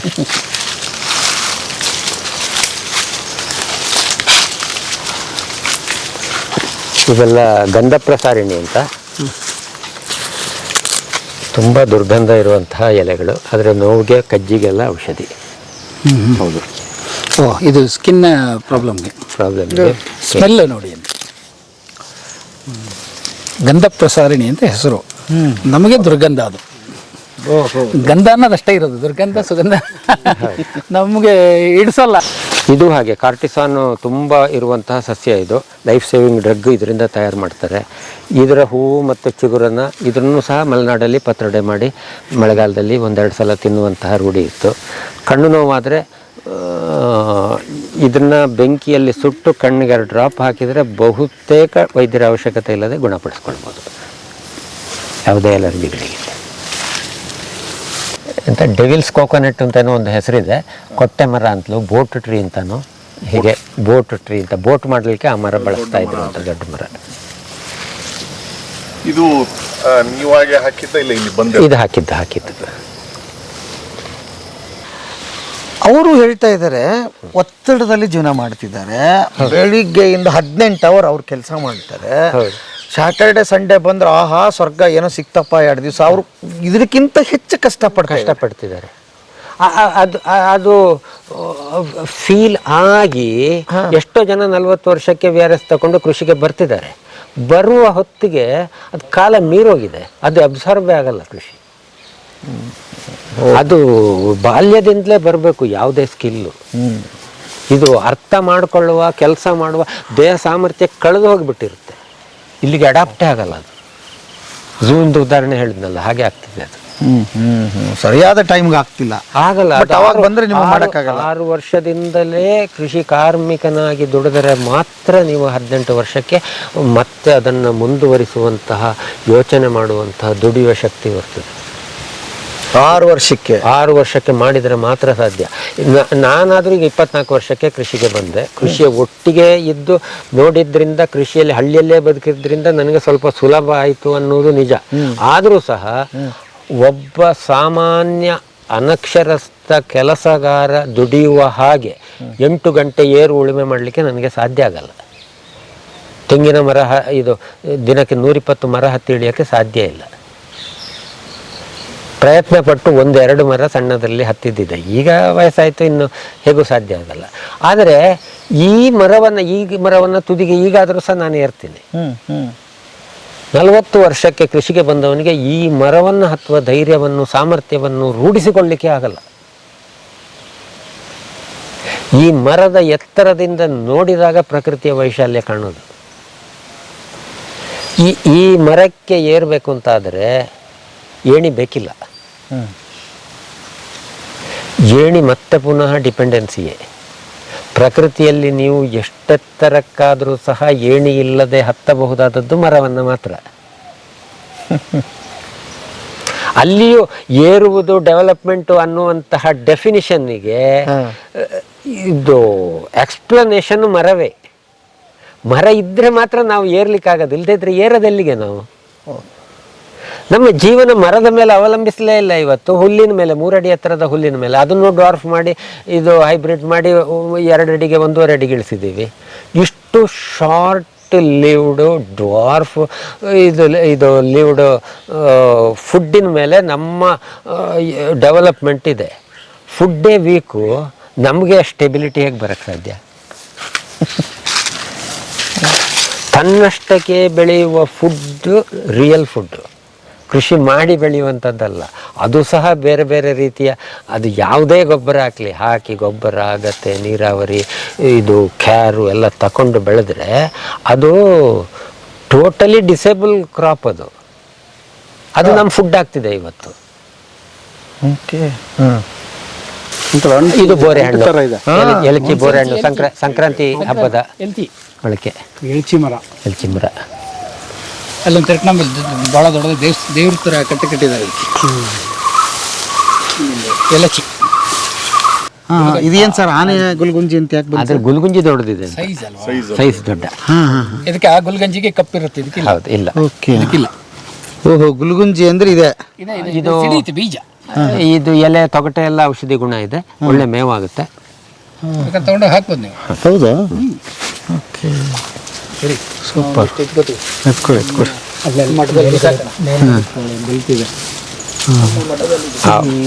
ಒಡೆದಿರೋದ ಅಂತ ತಗೊಳ್ಳಿ.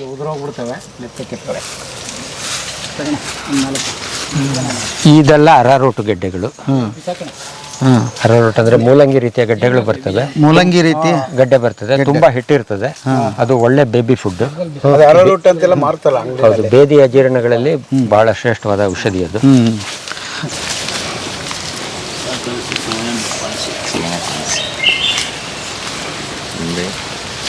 ನಾವು ಒಮ್ಮೆ ಬಂದರೆ ಸಾಲಲ್ಲ, ತುಂಬ ಹಿಂಸೆ ಕೊಡಬೇಕಾಗುತ್ತೆ ನಾವು. ಹೌದೌದು, ಇದು ಏನು ನಮ್ಮ ಇದಲ್ವಾ? ರಕ್ತಮಿತ್ರ ಹಣ್ಣು. ಲಿಂಬೆ ಚೆನ್ನಾಗಿದೆ, ಅದು ಅಲ್ಲೇ ಇರಲಿ. ಲಿಂಬೆ ಅಂದ್ರೆ ಚೆನ್ನಾಗಿದೆ. ಇಲ್ಲಿ ಲಿಂಬೆ ಗಿಡ ತುಂಬಾ ಚೆನ್ನಾಗಿತ್ತು, ಬೀಳ್ತಾ ಇತ್ತು. ಅದು ಬಂದವ್ರು ಹೆಕ್ಕಿಕೊಂಡು ಹೋಗೋದು ಬೇಡ ಅಂತ. ಹೆಕ್ಕಬೇಡಿ ಅಂತ. ಓ, ಅದಕ್ಕೆ ಹಿಂಗೆ ಹಾಕಿದ್ರ, ಚೆನ್ನಾಗಿದೆ ಅಲ್ಲೇ ಇರಲಿ ಅಂತ. ಇವಾಗ ಇಲ್ವಲ್ಲ ಅಲ್ಲಿ ಅಂದ್ರೆ ಈಗಿಲ್ಲ, ಬಳಸ್ಬೋದು. ನೀವು ಹಣ್ಣು ತೆಗಿಬೇಡ್ರಿ ಅಂದ್ರೆ ಮರನೇ ತೆಗೆದವ್ರೆ. ಅರ್ಥ ಮಾಡ್ಕೊಬಿಟ್ಟಿದ್ದಾರೆ. ನನಗೆ ಸಾಹೇಬ್ರು ನಿಮ್ಮನ್ನು ಸ್ವರ್ಗಕ್ಕೆ ಕರ್ಕೊಂಡು ಹೋಗ್ತೀನಿ ಅಂದರು. ನಿಜಕ್ಕೂ ಅದಕ್ಕೂ ಮಿಗಿಲಾಗಿದೆ ಇದು. ನೀವೇ ಪುಣ್ಯವಂತರು ಸರ್. ಅದೊಂದು ತಮಾಷೆ. ಹಾಂ, ಸ್ವರ್ಗಕ್ಕೆ ಹೋಗ್ಬೇಕು ಅಂತಾದ್ರೆ ಬದುಕಿನಲ್ಲಿ ತುಂಬಾ ಕಷ್ಟಪಡ್ಬೇಕು, ಹಾಗಾದ್ರೆ ಮಾತ್ರ ಸ್ವರ್ಗಕ್ಕೆ ಹೋಗೋದು. ಸ್ವರ್ಗ ಅಂದ್ರೆ ಸುಖ ಅಲ್ಲ, ಕಷ್ಟದ ನಂತರ ಸಿಕ್ಕುವ ಸುಖ. ಓಕೆ, ನಿಮಗೆ 40 ವರ್ಷಗಳ ನಂತರ ದಕ್ಕಿದೆ ಅದು. 40 ವರ್ಷ ಹಂತವಾಗಿ ಅದನ್ನ ಫೀಲ್ ಮಾಡ್ತಾ ಹೋಗಿದ್ದಾರೆ. ಇದಕ್ಕೂ ವಯಸ್ಸಾಗಿದೆಯಲ್ಲ ಈ ತೋಟಕ್ಕೂ, ಅರಿಯಕ್ಕೆ ಬಂದಿದೆ ಈಗ ಬಾಲ್ಯದಿಂದ. ನಮಗೆ ಅದ್ಭುತ ಜಮೀನಿದೆ, ಎಲ್ರಿಗೂ ಇದೆ. ಕನಿಷ್ಠ 1 ಎಕರೆ ಇದೆ, ಏನೂ ಇಲ್ಲ ಅಂದ್ರೂ ಕೂಡ. 20-30 ವರ್ಷ ಯಾವುದೋ ಕಂಪನಿಯಲ್ಲಿ ಕೆಲಸ ಮಾಡಿ ಹೈರಾಣಾಗಿ ಸೋತು ಹೋಗೋದಕ್ಕಿಂತ 1 ಎಕರೆನೇ ಆಗಲಿ ಮಾಡ್ಕೊಂಡು ಬಂದ್ಬಿಟ್ಟಿದ್ರೆ ಅದು ಮುಂದಿನ ಪೀಳಿಗೆಗೆ ಬೆಳೆದಿರೋದು, ಆರೋಗ್ಯ ಸಿಕ್ಕಿರೋದು. ಹೌದು, ಈಗ ದುಡ್ಡಿಲ್ಲದೆ ಬದುಕಲಿಕ್ಕೆ ಸಾಧ್ಯ ಇಲ್ಲ ಅನ್ನುವಂಥ ಸ್ಥಿತಿ ಬಂದಿದೆ. ನೀವಾದರೂ ದುಡ್ಡು ಮಾಡಬೇಕು, ನಾನಾದ್ರೂ ದುಡ್ಡು ಮಾಡಬೇಕು. ಆದರೆ ಇನ್ನೊಂದು ಮುಖವನ್ನು ಆಲೋಚನೆ ಮಾಡಿದರೆ ನಿಜವಾದ ಡೆವಲಪ್ಮೆಂಟು ದುಡ್ಡಿಲ್ಲದ ಜೀವನವನ್ನು ಸಾಧಿಸುವುದು. ಯಾಕಂದರೆ ಈಗ ನೀವು ಮನೆ ಕಟ್ತೀರಿ, ಆ ಇಟ್ಟಿಗೆ ದುಡ್ಡಿಂದ ಆಯ್ತಾ? ಆ ಸಿಮೆಂಟ್ ದುಡ್ಡಿಂದ ಆಯ್ತಾ? ಅದು ಪ್ರಕೃತಿಯಲ್ಲಿ ಇದೆ, ದುಡ್ಡಿನಿಂದಾಗಿ ಅದಾಗಿಲ್ಲ. ಅದು ಬಟ್ಟೆಯು ದುಡ್ಡಿಂದಾಗಿಲ್ಲ, ಹತ್ತಿಯಿಂದಾಗಿದೆ. ತನ್ನಷ್ಟಕ್ಕೆ ಭೂಮಿಯಲ್ಲಿ ಬೆಳೆದ ಹತ್ತಿಯಿಂದಾಗಿದೆ ಅಥವಾ ರೇಷ್ಮೆಯಿಂದಾಗಿದೆ. ಅದನ್ನು ಒಬ್ಬ ಇಲ್ಲಿ ತನ್ನಷ್ಟಕ್ಕೆ ಬೆಳೆದ ಭತ್ತವನ್ನೋ ಮಾವಿನ ಹಣ್ಣನ್ನೋ ಹಲಸಿನ ಹಣ್ಣನ್ನೋ ಯಾವುದೋ ಕಾಳನ್ನೋ ಅಡಿಗೆ ಮಾಡಿ ತಿಂದ ದೇಹದ ಶಕ್ತಿಯಿಂದ ಅದು ಬಟ್ಟೆ ಇದು ದಾರ ಆಗಿದೆ, ನೇಯ್ಗೆ ಆಗಿದೆ. ದುಡ್ಡು ಅವರಿವರನ್ನು ಜೋಡಿಸುವ ಕೆಲಸವನ್ನು ಮಾಡ್ತಾ ಇರಬಹುದಾದರೂ ದುಡ್ಡಿಲ್ಲದೆಯೂ ಆ ಜೋಡಿಸುವ ಕೆಲಸ ಆಗ್ಬೋದಲ್ಲ. ಪ್ರೀತಿಯ ಆಧಾರದಲ್ಲಿ, ನೀತಿಯ ಆಧಾರದಲ್ಲಿ, ಅವಶ್ಯಕತೆಯ ಆಧಾರದಲ್ಲಿ. ಕುಟುಂಬಗಳೆಲ್ಲ ನಡೀತಿದ್ದದ್ದು ಹಾಗೆ ಅಲ್ವಾ? ಹಳ್ಳಿಗಳು ನಡೀತಿದ್ದದ್ದು ಹಾಗೆ ಅಲ್ವಾ? ದುಡ್ಡಿತ್ತಾಗ ಇಡೀ ದೊಡ್ಡ ಕುಟುಂಬನ ಸಾಕವ್ರವರು. ಹೌದು. ದುಡ್ಡೇ ಇಲ್ಲದೆ ಎಂತೆಂಥ ಮನೆಗಳು ಅರಮನೆಗಳು ಆಗಿದೆ. ನೀವೀಗ ಯಾವುದೇ ಶಿಲ್ಪಕಲಾ ಇದು ನಮ್ಮ ಇದು ಪ್ರಾಚೀನ ಇದು ಸಂಗ್ರಹಗಳನ್ನು ನೋಡಿ, ಹಾಳಾದ ಹಂಪೆಯನ್ನು ನೋಡಿ, ಎಂತೆಂಥ ಕೆಲಸಗಳಾಗಿದೆ. ದುಡ್ಡಿಂದ ಆಯ್ತು ಅದು? ವ್ಯಕ್ತಿ ಸಾಮರ್ಥ್ಯದಿಂದ ಆಯಿತು, ವಿವೇಕದಿಂದ ಆಯಿತು, ಅಂತಸತ್ವದಿಂದ ಆಯ್ತು. ಅದು ಅಲ್ಲಿ ಹಾಳಾದ ಒಂದೆರಡು ಇದು ಜಾಗಗಳನ್ನು ರಿಪೇರಿ ಮಾಡಲಿಕ್ಕೆ ಇವತ್ತಿನ ಮೆಷಿನರಿಯನ್ನು ಉಪಯೋಗಿಸಿ ಶಿಲ್ಪಕಲೆಗಳನ್ನು ಮಾಡಿದ್ದಾರೆ. ತುಂಬ ಚಂದ. ಅದನ್ನು ಇಂಡಿಪೆಂಡೆಂಟ್ ನೋಡಿದರೆ ಚಂದ ಕಾಣುತ್ತೆ. ಅದರ ಪಕ್ಕದಲ್ಲಿಟ್ಟರೆ ಅದಕ್ಕೂ ಇದಕ್ಕೂ ಮ್ಯಾಚೇ ಇಲ್ಲ. ಕೈಯಲ್ಲಿ ಚಾಣದಲ್ಲಿ ಮಾಡಿದಂತಹ ಆ ಶಿಲ್ಪಗಳ ಸೌಂದರ್ಯವನ್ನು ಕೊಡೋಕ್ಕೆ ನಮಗೆ ಮೆಷಿನರಿಯಿಂದ ಆಗಲ್ಲ. ನೀವು ಎಷ್ಟೇ ದುಡ್ಡಿರಲಿ, ಆ ದುಡ್ಡಿನಿಂದ ಗಂಡ ಹೆಂಡತಿ ಪ್ರೀತಿಯಾಗಲಿ, ಅಪ್ಪ ಮಕ್ಕಳ ಪ್ರೀತಿಯಾಗಲಿ ಸಹ ಡೆವಲಪ್ ಆಗುತ್ತಾ? ಅದಾಗದು ಅಪ್ಪ ಅಮ್ಮ ಸಾಕಿದ್ರಿಂದ, ಇದು ಶೈಶವದಲ್ಲಿ ರಕ್ಷಿಸಿದ್ರಿಂದ ನಾನು ಇದ್ದೇವೆ ಎಂಬ ಭಾವ ಮಗುವಿನಲ್ಲಿ ಪ್ರಚೋದನೆಗೊಂಡಾಗ, ಆ ಭಾವವೇ ಇಲ್ಲದೆ ಹೋದರೆ ನಿಮಗೆ ಅಪ್ಪ ಅಮ್ಮ ಅನ್ನುವಂತಹ ಪ್ರೀತಿಯು ಗೌರವವು ಯಾವುದೂ ಮಕ್ಕಳಲ್ಲಿ ಉಳಿಯಲ್ಲ. ದುಡ್ಡಿನಿಂದ ಏನೂ ಆಗ್ತಿಲ್ಲ ಅಲ್ಲಿ. ಅಂದರೆ ಹಿಂಗೆ ಮಾಡ್ತಾ ಇದ್ದೀವ ಮೋಸ್ಟ್ಲಿ. ನನಗೆ ಅರ್ಥ ಆಗಿದ್ದು ಹೇಳ್ಬಿಡ್ತೀನಿ. ನನ್ನಲ್ಲಿ ಇರೋ ಸಂಪನ್ಮೂಲಗಳನ್ನು ಬಿಟ್ಟು, ಇದೆ ಆಲ್ರೆಡಿ ನನ್ನಲ್ಲೇ ಇದೆ, ಬಿಟ್ಟು ನಾನೆಲ್ಲೇ ಹೋಗಿ ಅವ್ರಿಗೆ ಹಾಳಾಗಿ ದುಡಿದು ಮತ್ತೆ ಅದನ್ನು ವಾಪಸ್ ಕೊಂಡುಕೊಂಡು ಬರ್ತಾ ಇದ್ದೀನಿ. ಎಕ್ಸಾಕ್ಟ್ಲಿ. ಅಲ್ಲಿಗೆ ಟೂ ವೇ ಟ್ರಾನ್ಸ್ಪೋರ್ಟೇಷನ್ನಲ್ಲಿ ವೇಸ್ಟ್ ಆಗ್ತಿದೆ. ನಮ್ಮ ಕೆಲಸ, ವೆಹಿಕಲ್ದು ಎಲ್ಲವೂ ಸಹ. ಅಯ್ಯೋ ಶಿವನೇ. ಹೆಚ್ಚು ಹೆಚ್ಚು ನಮಗಾಗಿ ದುಡಿಯುತ್ತಾ ಮಾರುವುದನ್ನು ಕಡಿಮೆ ಮಾಡುವ ಕಡೆಗೆ ಕೃಷಿ ಹೋದಾಗ ಹೆಚ್ಚು ಹೆಚ್ಚು ಪರ್ಫೆಕ್ಟ್ ಆಗ್ತಾ ಹೋಗುತ್ತೆ. ಓಕೆ. ನಮ್ಮ ಭೂಮಿಯ ಎಲ್ಲ ಸಂಪತ್ತು, ಎಲ್ಲ ಜೀವದ ಹಿನ್ನೆಲೆಯಲ್ಲಿ ಇರುವಂತಹ ಶಕ್ತಿ ಸೂರ್ಯನೇ. ಆ ಸೂರ್ಯನನ್ನು ನೇರವಾಗಿ ಹೀರುವ, ಕುಡಿಯುವ, ತಿನ್ನುವ ಸಾಮರ್ಥ್ಯ ಸಸ್ಯಗಳಿಗೆ ಮಾತ್ರ, ನಮಗಿಲ್ಲ, ಯಾವುದೇ ಜೀವಿಗಿಲ್ಲ. ಆದ್ದರಿಂದ ಇಲ್ಲಿ ಸಂಪತ್ತು ವೃದ್ಧಿ ಆಗಬೇಕು ಅಂದರೆ ಸಸ್ಯ ವೃದ್ಧಿ ಆಗಬೇಕು, ಸಸ್ಯ ವೈವಿಧ್ಯ ವೃದ್ಧಿ ಆಗಬೇಕು. ಒಂದೇ ಮಣ್ಣು ನೀರು ಗಾಳಿಗಳನ್ನು ವಿಧ ವಿಧವಾಗಿ ಪರಿವರ್ತಿಸುವ ಶಕ್ತಿ ಆ ಗಿಡಕ್ಕೆ ಮಾತ್ರ ಸ್ಪೆಷಲ್. ಅದು ಆ ಗಿಡದ ರುಚಿ ಇನ್ನೊಂದಕ್ಕಿಲ್ಲ. ಹಾಗೆ ಆ ಮಣ್ಣು ನೀರು ಗಾಳಿ ಇತ್ಯಾದಿ ಪಂಚಭೂತಗಳನ್ನು ಬಗೆ ಬಗೆಯ ಸತ್ವಗಳಾಗಿ, ರುಚಿಗಳಾಗಿ, ಶಕ್ತಿಗಳಾಗಿ ಪರಿವರ್ತಿಸುವ ಶಕ್ತಿ ಇರುವ ಯಾವ ಗಿಡವೂ ಅಮಾನ್ಯ ಅಲ್ಲ. ಎಲ್ಲವನ್ನು ಸಹ ನಾವು ವಿಶೇಷವಾಗಿಯೇ ಗುರುತಿಸಬೇಕು. ಆದ್ದರಿಂದಲೇ ಈಗ ಪ್ರತಿಯೊಂದು ದೇವರಿಗೂ 1000 ಹೆಸರಿಟ್ಟು, ಆ 1000 ಹೆಸರಿಗೆ ಒಂದೊಂದು ಸಸ್ಯವನ್ನು ಆರೋಪಿಸಿ ಆ ಮೂಲಕ ಆ ಸಸ್ಯಗಳ ಪರಿಚಯವನ್ನು ಮಾಡಿದಂತಹ ಒಂದು ಆ ಕ್ರಮವೇ ಎಷ್ಟು ದಿವ್ಯ ಅದು. ಇದು ಹೊಸದಲ್ಲ, ನಮ್ಮಲ್ಲಿ ಇದೆ. ಇದು ಇಷ್ಟು ಅದನ್ನು ಹೇಗೆ ಬಗೆ ಬಗೆಯಲ್ಲಿ ಉಳಿಸುವ ಪ್ರಯತ್ನ ನಡೆದಿದೆ. ಒಂದಲ್ಲ, 1000 ರೀತಿಯಲ್ಲಿ ಆಲೋಚನೆಗಳು ಅಷ್ಟು ಗಾಢವಾಗಿದೆ. ಯಾವ ದೇವರನ್ನು ಸಹ, ದೇವರು 1000, ಆ 1000 ದೇವರಿಗೆ 1000 ಸಸ್ಯ, 1000 ಹೂವು, 1000 ಪ್ರಾಣಿಗಳು. ಗಣಪತಿಗೆ ಇಲಿನಿಟ್ಟು ಇಲಿಯ ಮಹತ್ವವನ್ನು ಹೇಳಿದ್ವು ನಾವು. ಕುಮಾರನಿಗೆ ನವಿಲನ್ನಿಟ್ಟು ನವಿಲಿನ ಮಹತ್ವ ಹೇಳಿದ್ವು. ಯಾವುದು ಸಹ ಇಲ್ಲಿ ದೇವರು ಆ ವಾಹನದ ಮೂಲಕ ಬರ್ತಾನೆ. ನಿಮಗೆ ವಿಘ್ನ ವಿನಾಶಕ ಗಣಪತಿ ಬರಬೇಕಾದ್ರೆ ಇಲಿ ಬೇಕು. ಇಲಿ ಹೊರತಾಗಿ ಇಲ್ಲಿ ಇದು ನಿಮಗೆ ವಿಘ್ನ ನಾಶ ಆಗದೇ ಇಲ್ಲ ಅಂತ. ಇಲ್ಲಿ ನಮಗೆ ನೀರಿಲ್ಲದ ವಿಘ್ನ, ಆಹಾರ ಇಲ್ಲದ ವಿಘ್ನಕ್ಕಿಂತ ಅತ್ಯಂತ ತೀವ್ರವಾದದ್ದಲ್ವಾ? ಅಂತಹ ಬದುಕನ್ನು ರೂಪಿಸುವಲ್ಲಿ ಇದು ಉಪಯೋಗವಾಗುವ ಜೀವಿಗಳ ಒಂದೊಂದು ಸಣ್ಣ ಸಣ್ಣ ಗುಣವನ್ನು ಸಹ ಎಷ್ಟು ಪ್ರತ್ಯೇಕವಾಗಿ ಗುರುತಿಸಿ ಹೇಳಿದರು.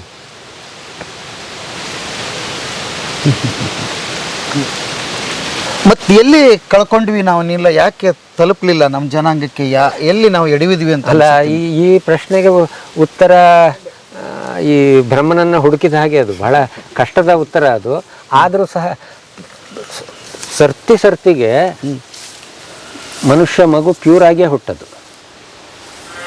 ಮೊದಲಿನ ಪಾಪಗಳನ್ನೆಲ್ಲ ಕಳೆದು ಹೊಸ ಜನ್ರೇಷನ್ನು ಪ್ಯೂರ್ ಆಗಿ ಹೋಗೋದಕ್ಕೆ ಪ್ರಯತ್ನಿಸುತ್ತೆ. ಆದರೆ ಆ ಪ್ರೋಸೆಸ್ಸನ್ನು ನಾವು ಎಷ್ಟು ಇಂಪ್ಯೂರ್ ಮಾಡಿದ್ದೇವೆ ಎಜುಕೇಷನ್ನ ಮೂಲಕ ಅಂದರೆ ಆ ಪ್ಯೂರಿಟಿನ ಅದಕ್ಕೆ ಗ್ರಾಸ್ ಮಾಡುವ ಮೊದಲೇ ಅದನ್ನು ತಗೊಂಡೋಗಿ ದಬ್ತೀವಿ. ಪ್ರತಿ ಮಗುವು ಅಂಬೆ ಕಾಲಿಟ್ಟ ತಕ್ಷಣ ಹೊಸ್ತಲನ್ನು ದಾಟಿ ಮನೆಯನ್ನು ಮೀರಿ ಮಣ್ಣಿನಡೆಗೆ ಹೋಗುತ್ತೆ. ಮಣ್ಣಿಗೆ ಇದು ಮೂತ್ರ ಹೊಯ್ದಾದರೂ ಸಹ ಅದನ್ನು ಕಲಸಿ ಮುದ್ದೆ ಮಾಡಿ ಆ ಆನಂದದ ಆಟವನ್ನು ಆಡುತ್ತೆ. ಅದನ್ನು ನಾವು ಅಲ್ಲಿಗೆ ಬ್ರೇಕ್ ಮಾಡಿ ಹೋಗಬೇಡ ಅಂತ ದಬ್ಬಿ ಶಾಲೆಗೆ ಹಾಕ್ತೀವಲ್ಲ, ಅಲ್ಲಿ ಬಹಳ ದೊಡ್ಡ ಆಘಾತ ನಮಗೆ. ಇದು ಹೊಸ ಜನ್ರೇಷನ್ ಪ್ಯೂರ್ ತಯಾರೇ ಆಗಲಿಲ್ಲ ಅಂತ ಹೇಳೋ ಲೆವೆಲ್ಗೆ ತಂದಿದೆ. ಅದು ಒಂದು ರೀತಿಯ ಆಕ್ರಮಣ. ಇನ್ನೊಂದು ರೀತಿಯ ಆಕ್ರಮಣ ದುಡ್ಡು. ಈ ವಸ್ತುವಿಗೆ ಇಲ್ಲದ ಮೌಲ್ಯವನ್ನು ದುಡ್ಡಿಗೆ ಕೊಟ್ಟ ಕಾರಣವಾಗಿ ಯಾರಾದರೂ ಸಹ ಮನುಷ್ಯ ಬೈ ಇನ್ಸ್ಟಿಂಕ್ಟು ಸೋಮಾರಿ, ಸೆಲ್ಫಿಶ್ಶು, ಭಯಗ್ರಸ್ತ ಎಲ್ಲ ಅದನ್ನು ನಾವು ಇವತ್ತು ಎನ್ಕರೇಜ್ ಮಾಡ್ತಾ ಇದ್ದೇವೆ. ಇದು ವಿದ್ಯಾಭ್ಯಾಸದ ಮೂಲಕ. ಇವೆಲ್ಲ ನಮಗೆ ಇರುವಂತಹ ಈಗ ಅಡಚಣೆಗಳು ಪ್ಯೂರಿಫೈ ಆಗೋದಲ್ಲಿ. ಇದಕ್ಕೆ ಬಾರಂಗಿ ಅಂತ ಹೇಳ್ತಾರೆ. ಬಾರಂಗಿ ಇದು ರೆಸ್ಪಿರೇಟರಿ ಪ್ರಾಬ್ಲಮ್ನಲ್ಲಿ ಒಳ್ಳೆಯ ಔಷಧಿ. ತುಂಬ ಸುಂದರವಾದ ಹೂ ಬರುತ್ತೆ. ಇದು ಕಿತ್ತಳೆ ಹಣ್ಣು ಈ ಗಾತ್ರದ್ದೇ. ನಿಂಬೆ ಹಣ್ಣಿನಷ್ಟೇ ಹುಳಿಯಾದ ಕಿತ್ತಳೆ ಹಣ್ಣು ಜ್ಯೂಸು, ಜಾಮು ಇತ್ಯಾದಿಗಳಲ್ಲಿ ತುಂಬ ಅನುಕೂಲ ಆಗುತ್ತೆ. ಭಾಳ ರುಚಿಯಾಗಿರುತ್ತೆ.